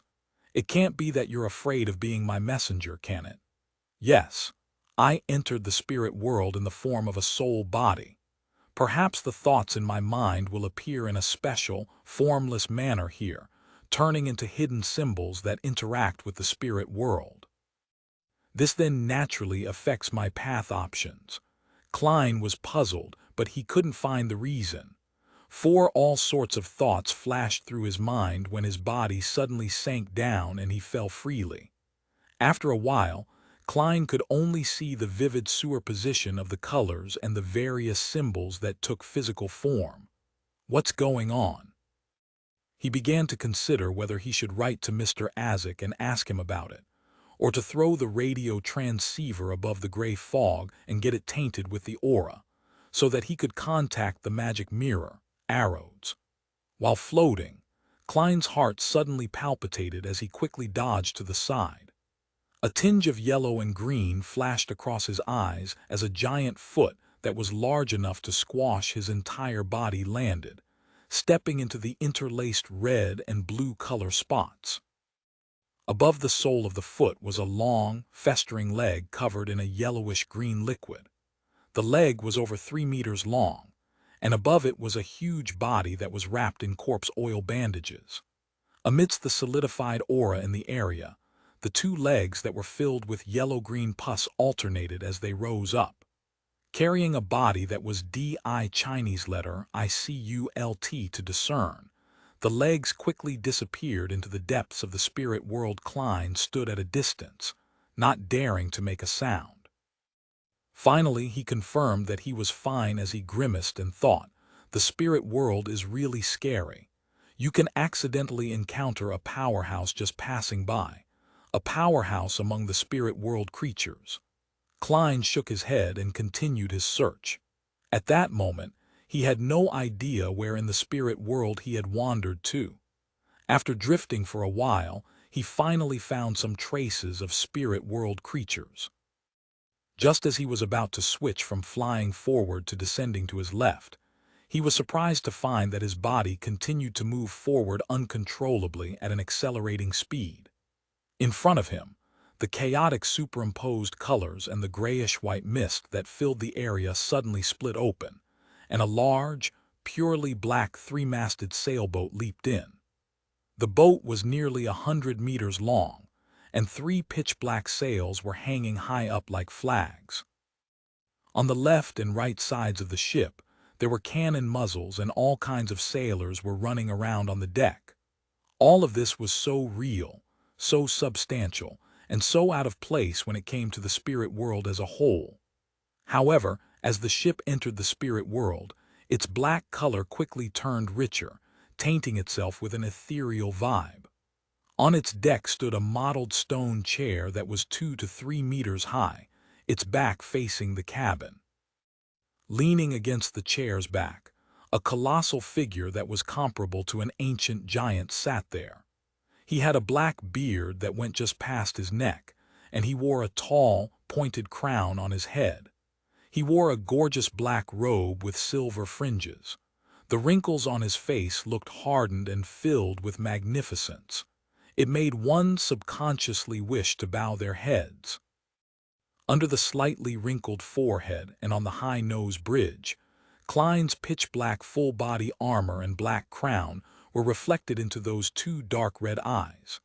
As for Klein, he was having trouble stopping his slow flight toward the giant. Their gazes met among the layers of colors and symbols in the spirit world, and then Klein disappeared. The giant on the mottled stone chair didn't withdraw his gaze as he continued staring over in a long silence. 560. The Hanged Man Gets Fleeced. Lord of the Mysteries above the fog. Klein took out the Dark Emperor card that he had fused with his spirit body and instantly reverted to his original form. This is called a one-click gear swap. He mocked himself as he recalled what had just happened. He was almost certain that the giant wearing the sharp crown was king of the 5 seas, Nast Solomon.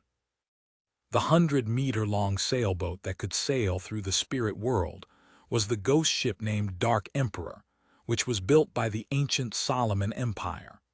I've always thought that a ghost ship simply means that it can sail on its own and wouldn't sink, making it closer to a strange creature. I never thought that the most powerful ghost ship would be able to turn itself incorporeal and wander through the spirit world. That makes it almost a demigod, right? As expected of the most famous Dark Emperor on the 5 seas. Yes. I can't eliminate the possibility that it sacrificed a traveler during its creation process. For one of the most famous legendary treasures, the Spectre Empire, which carries the final inheritance of the Trunsost Empire. Could it be that the ship also comes equipped with this capability, making it impossible to find? Klein's thoughts slowly drifted without immediately realizing the reason why he had suddenly met King of the Five Seas, Nast. This was very obvious: the law of convergence of Beyonder characteristics. Although the Dark Emperor card didn't contain any Beyonder characteristics, Roselle had added or carved something onto the card when he made it. It allowed the wielder to use the card of blasphemy after they advanced to a high-sequence Beyonder, to subtly sense the Beyonder ingredients that they needed. There was no doubt that such a sensation was mutual. As one sensed the other would naturally sense them too. As for the wielder, they would appear to approach a certain fate before they crossed that step into becoming a demigod. This was something Klein was deeply aware of. He ultimately suspected that the existence of the gray fog had brought together certain Beyonders or supernatural events to him. Traveling with the Dark Emperor card in the spirit world makes it easier for such situations to occur. This is because the real world needs to abide by many rules.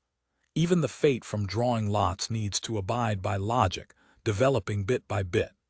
It doesn't make sense for me to use the Dark Emperor card in Backlund, and for the King of the Five Seas, Nast, to immediately appear in front of me with the ghost ship. Even if he sensed the attraction force, he would have to go through the process of locating me, and through the process of traveling through the spirit world, take hours or even days to arrive. If he didn't sense it, he would only naturally think of sailing towards the Sanya Sea and head closer to the borders of the Lone Kingdom. In that case, it might take months before we bump into each other. By being in the spirit world, things are simple. There is no concept of distance or direction in there. Locations and distances are all extremely chaotic. Perhaps the King of the Five Seas, Nast, might have wished to go out on a spin in the spirit world, but he ended up seeing me pass by the moment he entered. This doesn't need to abide by any restrictions or limitations on geographical locations, Klein thought as he wrapped the corner of the modeled table.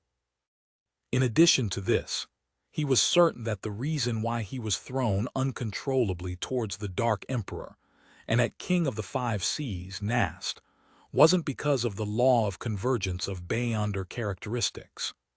The effects of the law was only reflected in fate, perception, and desire, nothing too exaggerated. Otherwise, there wouldn't be high-sequence Beyonders. All of them would be involuntarily drawn by the uniqueness of their respective pathway. Klein could sense that it was a type of Beyonder power that twisted and strengthened his intent to move forward, resulting in him being unable to stop. This is a very simple analysis.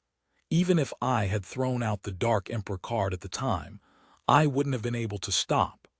This is a lawyer, which is a Beyonder power wielded by the Dark Emperor pathway. Klein leaned back in his chair and decided not to use the Dark Emperor card anytime soon. This meant that he was unable to roam the spirit world in search of a messenger.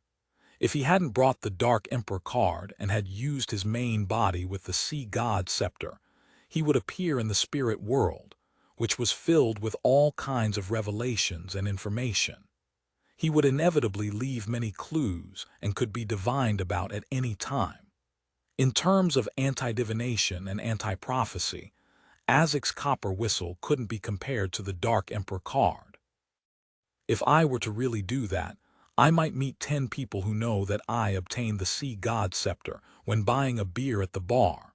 Of course, it was taken by Klein Morty, so what has that got to do with me, J.M. and Sparrow? Klein shook his head in a self-deprecating manner and decided to use the ritual method to get a messenger to respond. He could find something more suitable later on. After he covered the Dark Emperor card, his figure disappeared from the mysterious space above the gray fog.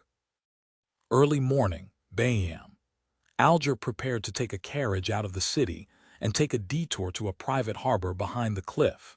That was where his blue Avenger was docked and waiting to set sail. As a disguised pirate captain, he couldn't dock so openly at the main port of the City of Generosity. That would be sufficient proof that he had close ties with the authorities. It was the same with the other pirates who had to consider their berth in advance before coming to Bayam to sell their loot or gain enjoyment. They either went to a small port in the surrounding waters, or to a private port controlled by someone with a deep background or by the resistance. Finally, there are no more missions. I can go out to sea again.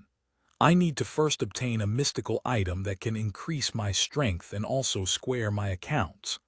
After that, I'll head to the primitive island and hunt for the blue shadow falcon, allowing me to advance to sequence 6 as quickly as possible.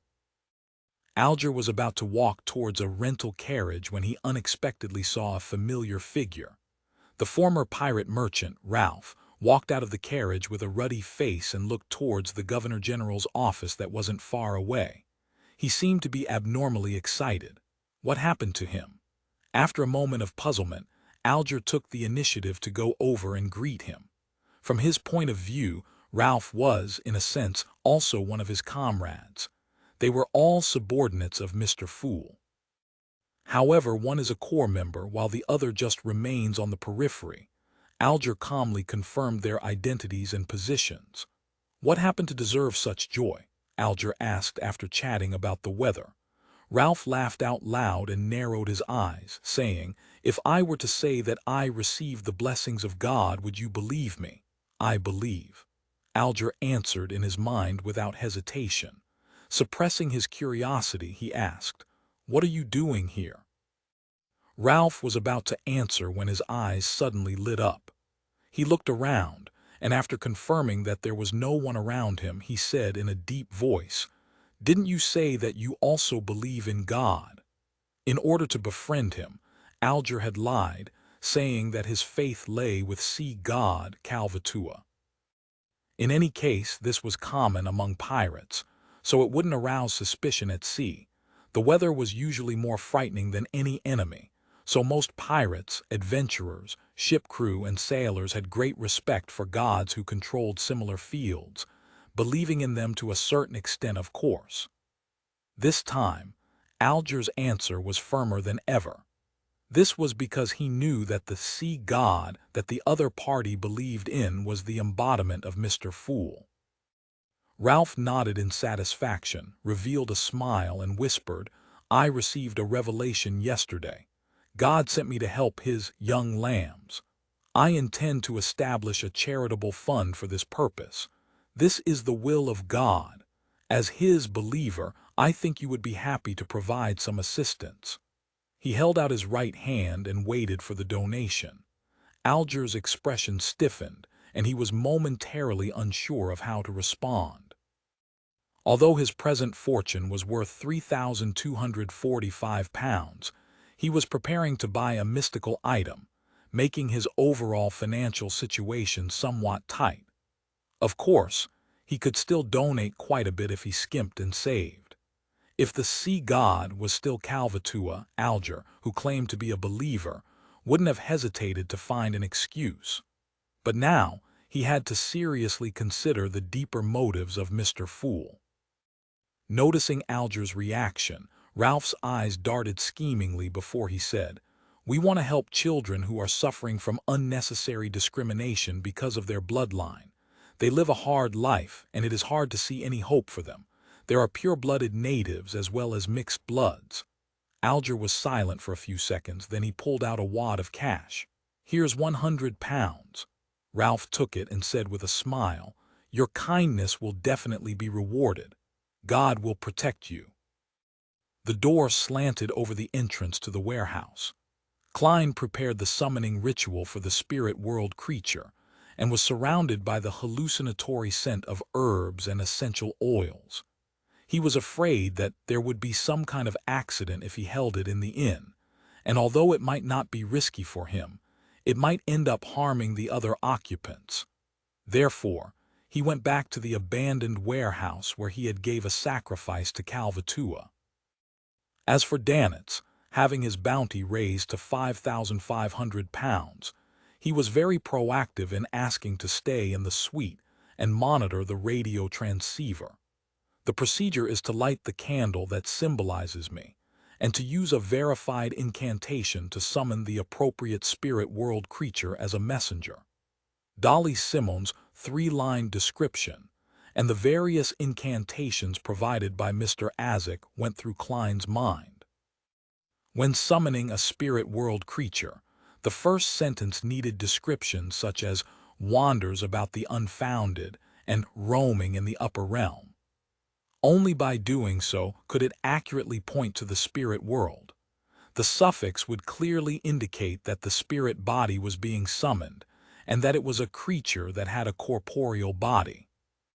The second and third lines were an accurate description of the creature, but due to the restrictions of the format, one couldn't use too many words to pinpoint a creature. Therefore, it was difficult to predict or divine what would ultimately be summoned by the ritualist. In this sort of situation, using an incantation previously used by others implied a much lower risk. Then, after signing a contract, the description of the third sentence, the messenger that belongs to whomever, or contract companion of whoever, could be made, allowing the three-line description to accurately summon the corresponding messenger. Yes, my messenger has to run very fast, otherwise it might be killed by some malicious creature in the spirit world, resulting in the loss of important letters. Klein's mind raced, and he came up with a clear plan. He took a step back and said in ancient Hermes, I summon in my name the spirit that wanders about the unfounded, the friendly creature that can be subordinated, the creature whose speed surpasses imagination. Whoosh! There was the sound of wind, tainting the candles to a dark green and turning the surroundings cold and creepy. Klein saw a blurry figure rush out, too fast for him to see anything. After that, he couldn't find the fellow ever again.